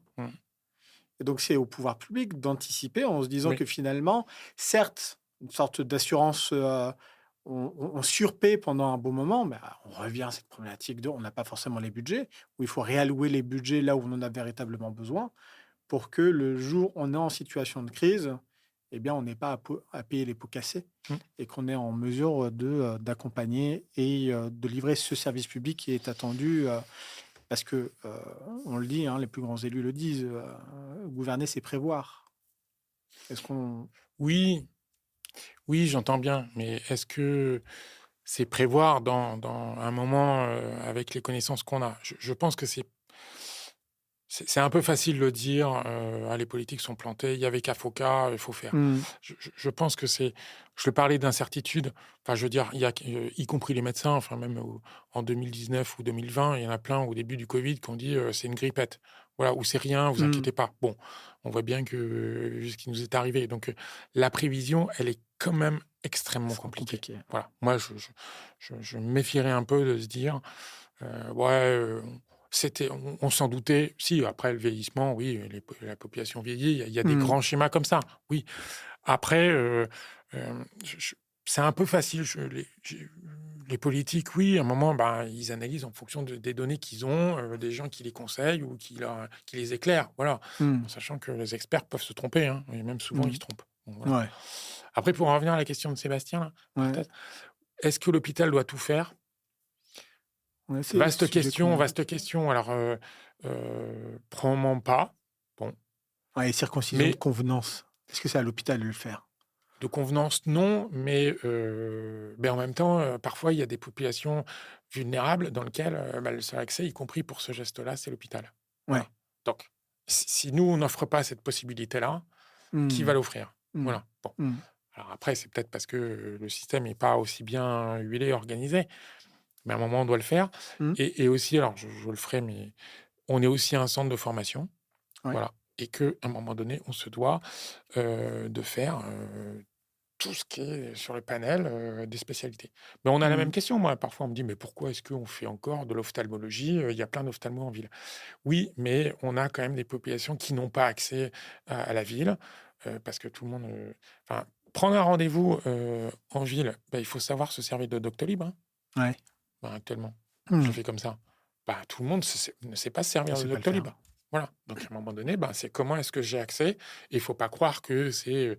Il y a un nombre de populations qui ne sait pas, qui n'a pas Internet, qui ne sait pas ouvrir Doctolib. Donc, Mmh. on est obligé, moi, je pense que l'hôpital public, c'est sa mission aussi d'offrir toute cette accessibilité aux soins. Voilà. Mmh. L'accessibilité aux soins, c'est évidemment l'accessibilité des soins dans les territoires. Oui. Alors, tu as parlé d'IA, on y reviendra, Mmh. parce que c'est passionnant. Peut-être qu'on nous reste un gros quart d'heure. On finira probablement par ça. Mmh. Et bon, moi, j'ai été... je commence par une phrase par moi, je suis désolé.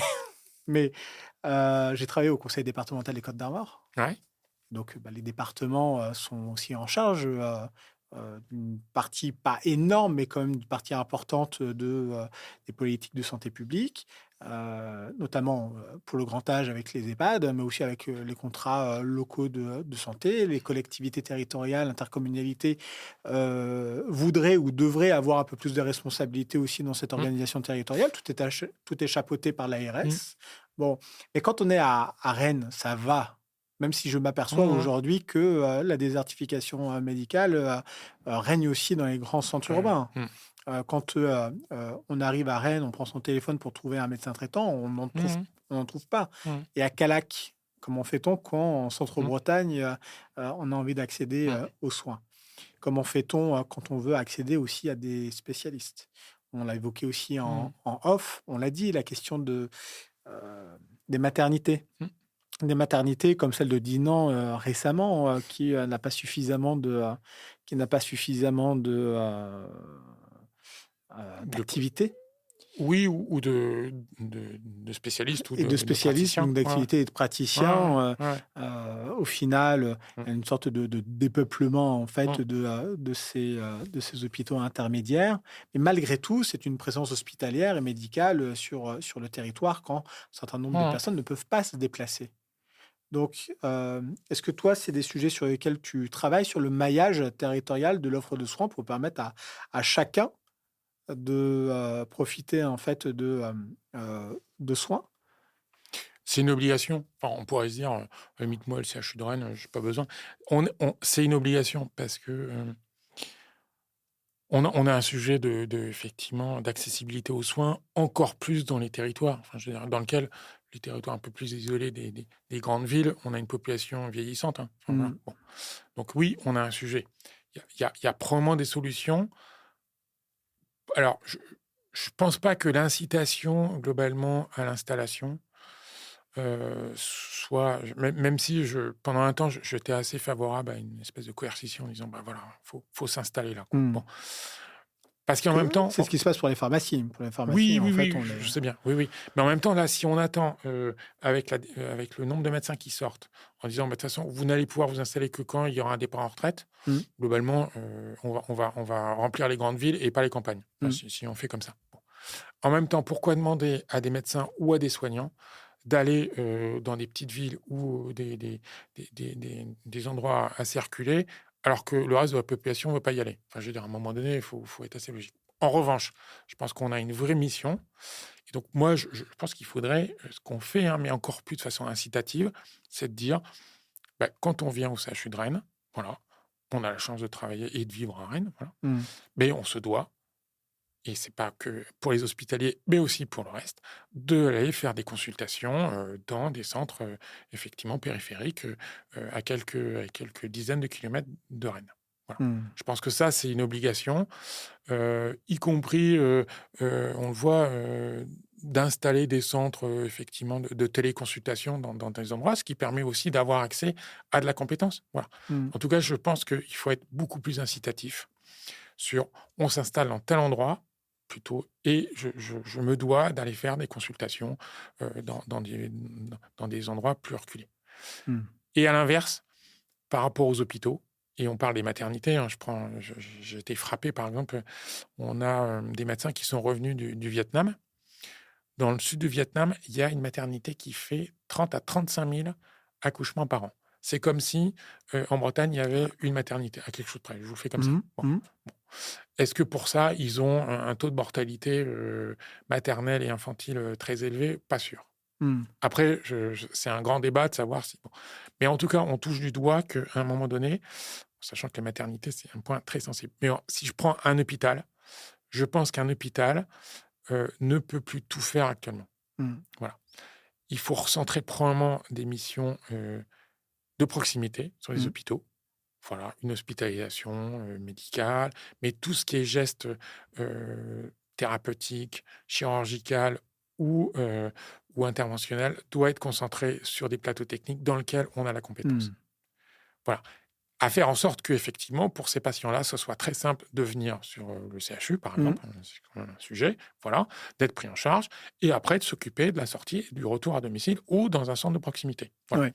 Je pense que Très intéressant. voilà, Ça. et donc je pense qu'il faut qu'on joue là-dessus, à la fois d'amener les médecins au plus proche, et par contre de dire, en contrepartie, il y a certaines choses que effectivement on va pas faire en proximité parce que honnêtement, c'est pas, on n'est pas en sécurité.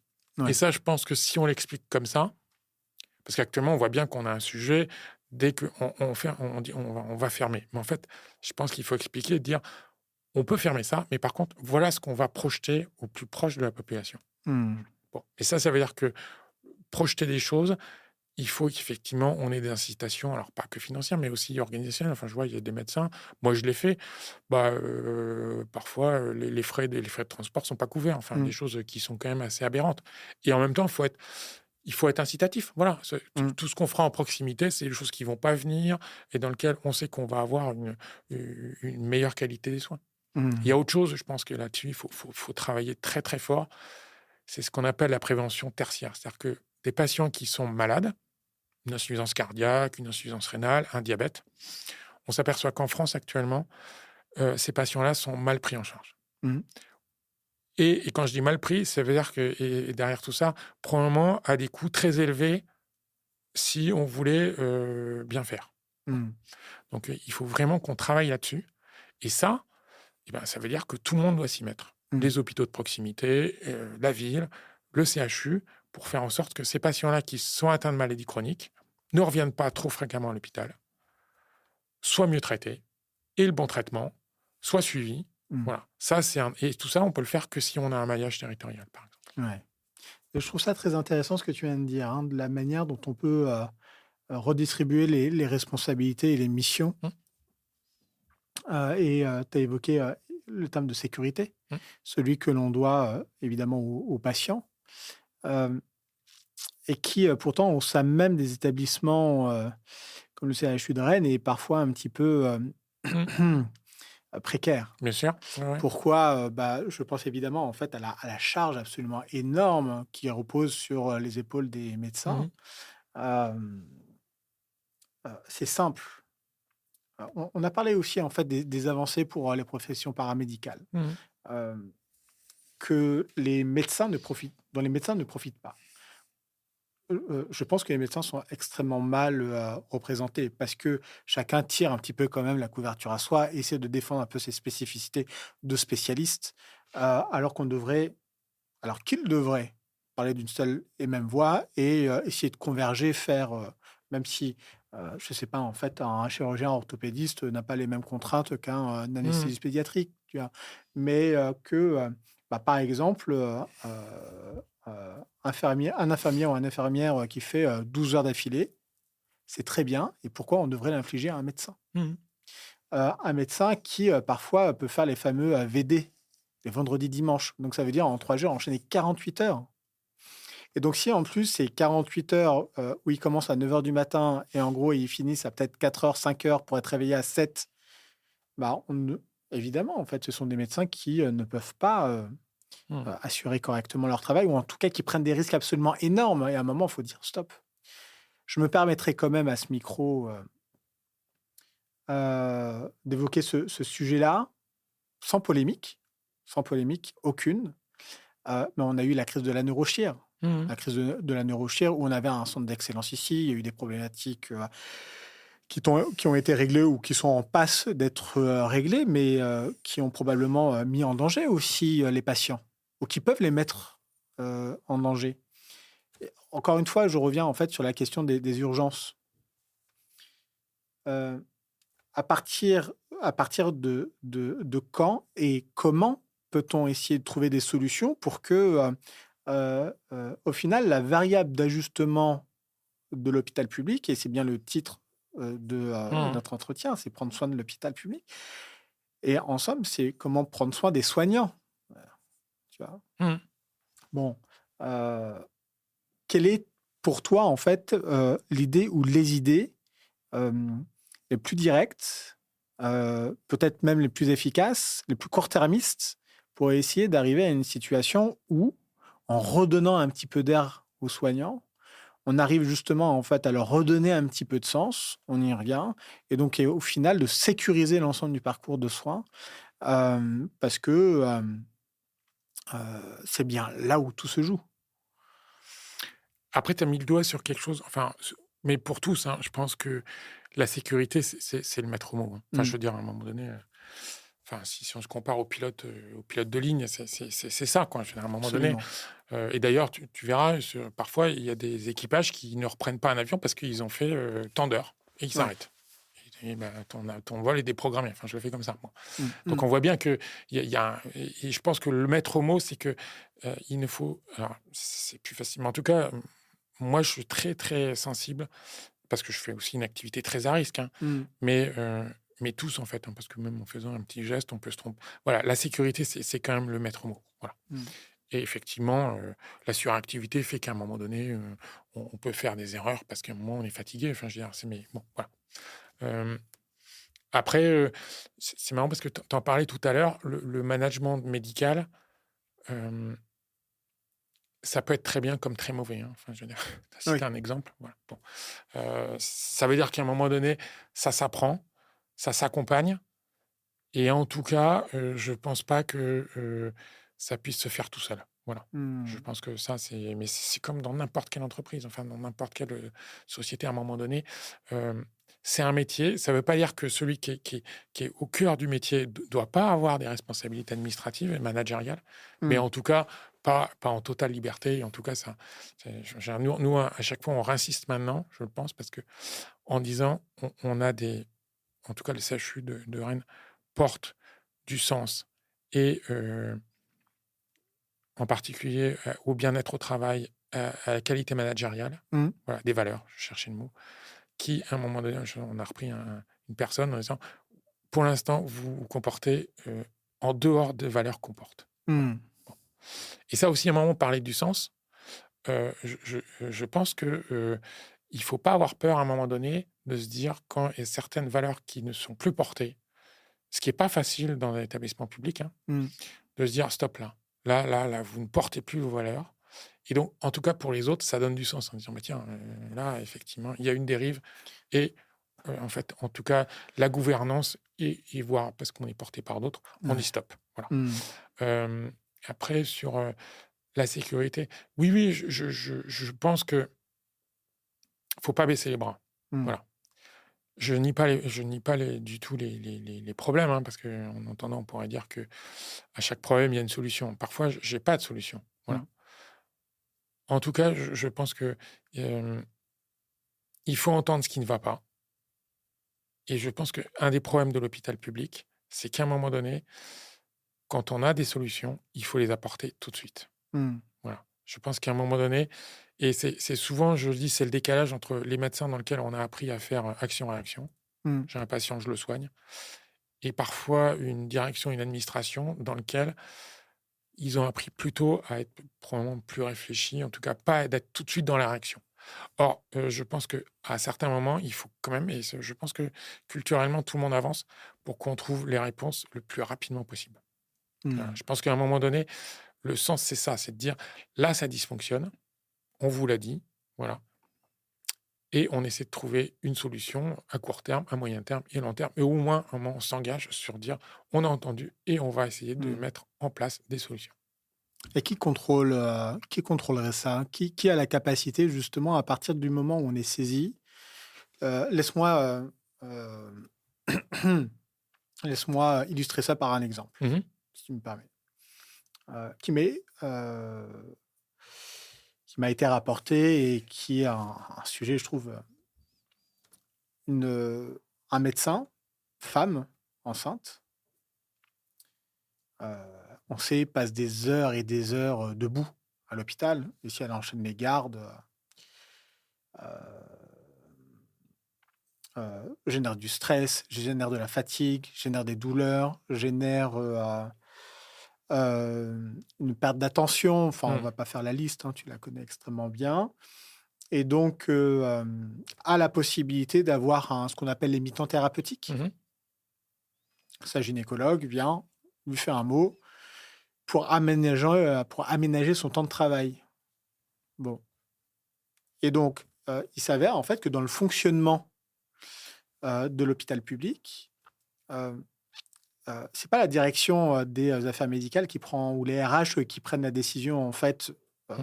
Normalement, il n'y aurait même pas de décision à prendre. Il y a un arrêt maladie ou un mi-temps thérapeutique, on devrait juste l'appliquer. Eh bien non. Tu sais comment ça fonctionne? C'est par la médecine du travail? Non, c'est l'ARS. C'est une commission de pairs de l'ARS qui doit statuer sur la validité ou non, en fait, de ce mi-temps thérapeutique. Ça, oui, bah c'est plus que étonnant. Enfin, c'est désarmant. C'est désarmant. Et c'est une réalité, vraiment.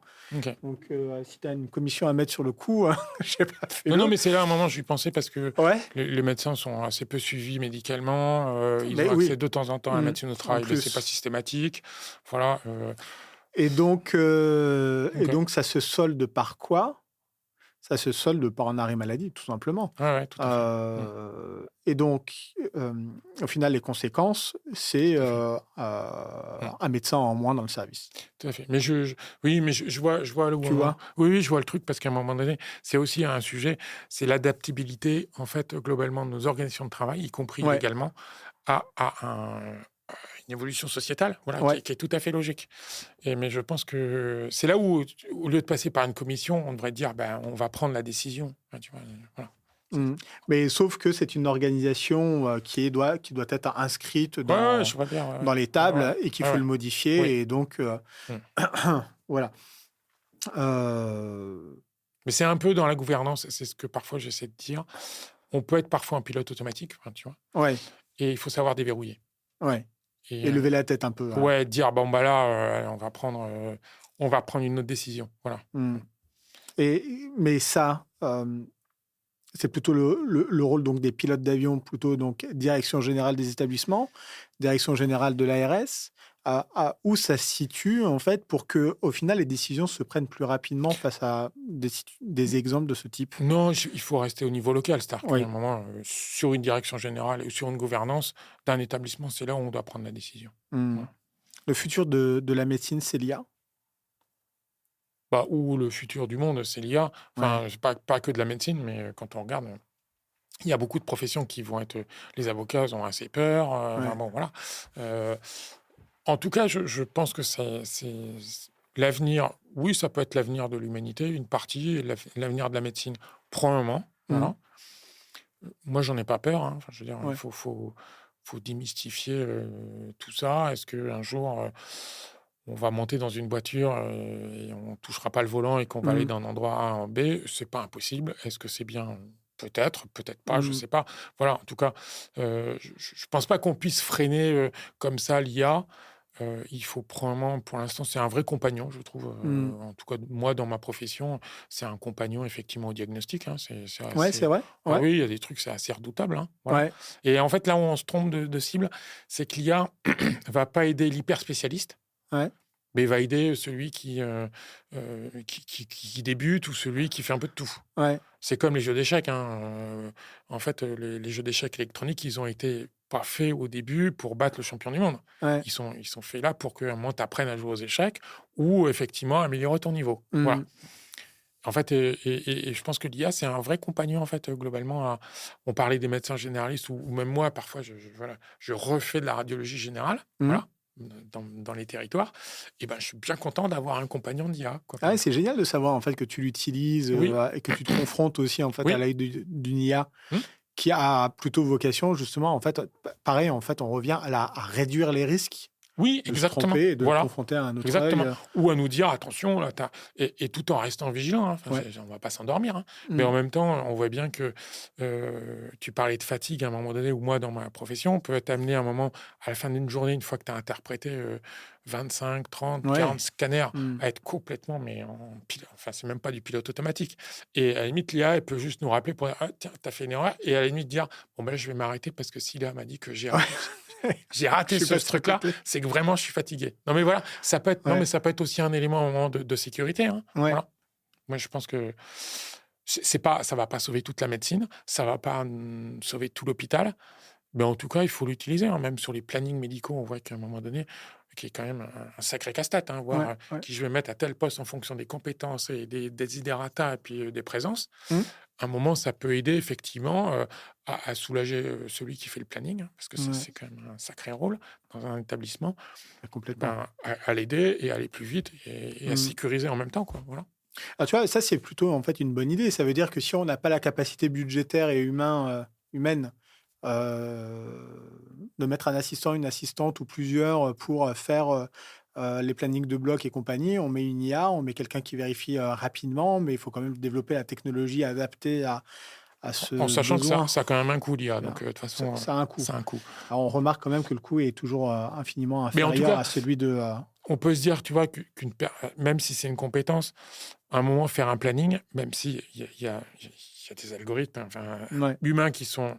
À un moment, on peut se dire quand même que la machine peut au moins nous aider à faire le début du planning. Non, mais là, on voit quand même où peut aller l'humain. Quoi. Ouais. Voilà. Non. J'ai appris il n'y a pas très très longtemps qu'il existait le SNEAR ou le CNEAR, ou des commissions, ou des collèges plutôt, composés de PUPH, et qui travaillent en fait sur les plaquettes de formation pour les internes. OK. Non, ça te cause Ça me dit... pas spécialement. Ouais. Alors attends, bouge pas. Non, mais après... Donc, Collège national des enseignants, Ah oui, d'accord. OK. Ouais. c'est OK. ça, Ouais. le CNE. D'accord. Après, OK. il y en a pour d'accord. toutes les OK, spécialités. ouais. Ouais. Et manifestement, en fait, ils travaillent sur justement en fait les sujets de formation. Est-ce que l'IA à un moment a déjà intégré ou a vocation à intégrer les formations pour les futurs médecins Oui, et parce que d'intégrer j'en ça discutais donc dans l'autre leur fois pratique? avec une anapathe qui disait que justement, sur les plus jeunes internes, ils internalisaient l'IA. Voilà. Ah oui? Ouais. Ok. Et qu'après, ils donnaient l'autorisation dès que tu étais un peu plus âgé. Voilà. Ouais, d'accord. Voilà. Ouais, il faut d'abord intégrer quand même la science avant de. Ou au moins la difficulté, j'en sais rien. Bon, voilà. Et en même temps, je vois nous en radio, parfois les internes ne sont pas ceux qui vont le plus vers l'IA. Parce que probablement ça fait un peu peur de se dire, mais en fait, à un moment donné, je vais être remplacé. Puis j'ai envie d'apprendre sans l'IA. Bon, voilà. Mais oui, je pense qu'il faut l'intégrer. Voilà. Après, c'est qu'on parlait toujours tout à l'heure. Qu'est-ce que sera l'IA dans 10 ans, dans 15 ans j'en sais Je rien. sais pas. Bon.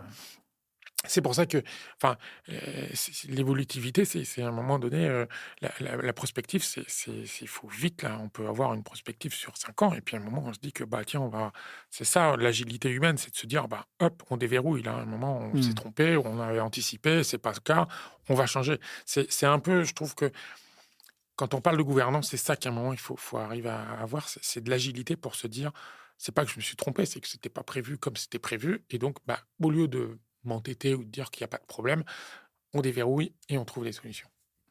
T'es plutôt optimiste, hein? Bah oui, je suis médecin, hein, c'est pour ça. Non, mais à un moment donné, oui, il faut. Sur tous les sujets, quoi. Ouais. Bah, j'essaie en tout cas de. Après, je peux parfois trouver la vie difficile, hein, voilà. Ouais. Soit T'as jamais des professionnellement. moments où Si, tu dis, si, là c'est si. trop dur ou... Ah si, bien Ouais. sûr. Ah ben non, bien sûr, ça m'arrive. Ah ben si. Dans mon métier, il y a des moments où j'ai connu l'hyper-stress, des difficultés. Ouais. J'ai même à un moment dû m'arrêter parce que j'en faisais trop. C'est Ah vrai? ouais. Ouais. Ouais. Est-ce que tu dis pas, non mais attends, mais là ils ont rien compris, même auprès de collègues, j'espère que je vais pas te mettre en porte-à-faux, mais tu vois, là tu te dis, tu tapes du poing sur la table et tu te dis, mais en fait ils n'ont rien compris, quoi. Parfois, quand on reste un petit peu dans son monde, on a du mal à se projeter, à prendre en considération ce qui se passe ailleurs. Et pareil, en fait, tu te dis, putain, je suis un peu découragé, là, tu vois. Oui, mais c'est comme un élève. Tu vois, à un moment, si tu lui expliques quelque chose et tu dis, mais vraiment, il comprend rien, Ouais. faut renvoyer la chose en disant, mais est-ce que je vais bien expliquer? Moi, je pense, je pars toujours du principe qu'il y a toujours effectivement un espoir. Probablement, s'il y a mal pris, on n'a pas pris le bon angle. C'est pourquoi parfois j'ai des collègues qui me disent, ah, je l'avais pourtant bien dit et on m'a pas écouté. Et j'ai envie de leur renvoyer en disant, mais questionne-toi, pourquoi est-ce qu'on t'a pas écouté? Voilà. Est-ce que tu as effectivement utilisé les bons outils, la bonne persuasion pour nous convaincre? Enfin, je veux dire, à un moment, il faut aussi renvoyer les choses à chacun, quoi. Voilà. Ouais. Donc, oui, des fois, je me dis, mais quand même, c'est simple, mais probablement, il faut toujours essayer d'aller vers l'autre, essayer de voir pourquoi est-ce qu'à un moment donné, effectivement, il n'a pas compris, pourquoi on ne se fait pas comprendre. Voilà. C'est difficile de résumer les enjeux de l'hôpital public en 1h30. Hein. C'est tellement vaste, ouais, c'est ça, on aurait pu rester toute la nuit. Hein. Il y a des choses là dont tu aurais aimé que l'on parle et qu'on n'aurait pas abordé. Je sais, enfin, il y a forcément des choses, mais un sujet un peu impérieux, un message que tu aurais aimé faire passer aussi. Non, parce qu'après, je ne sais pas, peut-être que les gens vont trouver que je suis trop optimiste, mais en fait, moi, je travaille à l'hôpital public et parfois dans la difficulté, hein, je ne dis pas, mais j'ai tellement envie de travailler dans cet endroit-là parce que je trouve ça magnifique que je me dis vraiment, et d'où mon engagement effectivement pour la communauté au service d'eux, voilà, que j'ai vraiment envie de... C'est un tel outil tellement beau qu'on doit trouver des solutions. Voilà. Ça ne veut pas dire qu'il n'y a pas de difficulté, mais on doit trouver des solutions parce qu'en même temps, on est au service aussi des patients. Voilà. Donc, et Sébastien qui nous dit qu'il faudra faire un podcast. Bah, Acte 2. après, faut quand même le dire. Bon, j'avais pas de notes, hein, Ouais. mais tu as une sacrée connaissance quand même de l'hôpital public. Je pense que tu es un peu aidé, mais quand même, y compris et sur le sens large de la santé. Donc, je veux dire, c'est bien pour moi. Enfin, c'est comme intervieweur, un chapeau. Hein, voilà, Ouais, c'est vrai. Ah ouais, C'est tu sympa. connais le sujet et je pense que c'est comme tout. Hein. Quand on connaît le sujet, on pose les bonnes questions. Voilà. Je l'ai un peu travaillé, je l'ai aussi à la maison, hein, je te l'ai dit, hein, je l'ai un peu à la maison, donc Oui, mais avec tout ce qu'il faut, avec de la proximité, en même ouais. temps un peu de recul, un peu, et puis de ce que tu as lu, et puis de ce que tu connais, voilà. Mais Moi, ce qui me fait un peu mal, c'est de savoir qu'il existe autant de personnes engagées, aussi bien du côté administratif que du côté médical, Mhm. que parfois les deux ont quand même du mal à dialoguer ou à se faire comprendre, que les messages ont parfois du mal à faire comprendre, qu'il y a tellement d'enjeux, il y a tellement, en fait, c'est tellement aussi, c'est très personnel, hein, on Mhm. revient à cette question de l'engagement et du sens, euh, que c'est très vrai pour l'hôpital, que c'est très vrai pour Mhm. les enseignants, que c'est Mhm. très vrai, on l'a encore dit aussi, pour les magistrats, Mhm. pour tout ce milieu et pour toutes ces professions qui ne demandent qu'une seule chose, en fait, c'est que ça fonctionne correctement. Absolument. Mhm. Alors certes, il n'y a pas que des sujets, et c'est ça qui est important de le rappeler, il n'y a pas que des sujets budgétaires Non. dessous. Mhm. Il y a surtout beaucoup, beaucoup de sujets liés aux normes, à l'humain, au management, à Mhm. l'administration, à l'organisation des soins, presque aussi au pouvoir personnel, Mhm. hein. Tout à fait, ouais. Mhm. Et donc, je suis très content, en fait, d'avoir pu te découvrir, ton engagement aussi. Et puis, c'était le dernier épisode de l'été. Ah, Ouais, donc on fait une pause maintenant. tout le monde part en vacances. Tout le monde part en vacances. Bien Ouais. mérité. Moi aussi, je pars en vacances. Je te remercie d'avoir Bah, pris ce temps-là qui était long. Et je te souhaite d'ailleurs bon courage pour le reste de la mission et pour l'hôpital et pour Rennes. Et je suis persuadé qu'on est aujourd'hui bien accompagné et bien soutenu. bah, merci à toi. C'est très intéressant d'avoir du temps long pour parler de sujets. Et je n'avais pas de notes. Hein, voilà, Ouais, parfois, ça a pu paraître. Enfin, c'était vraiment spontané. C'était pas de la langue de bois, en tout cas. C'est pas possible d'avoir. formidable. Merci Voilà. Jean-Yves. À Bon bientôt. été et bonnes vacances. Bon été, Au bonnes revoir. vacances. Au revoir. On a besoin de l'écrire, on a besoin de le voir, on a besoin de l'entendre. Nouveau récit. C'est vrai que les nouveaux récits, ils en parlent de plus en plus. C'est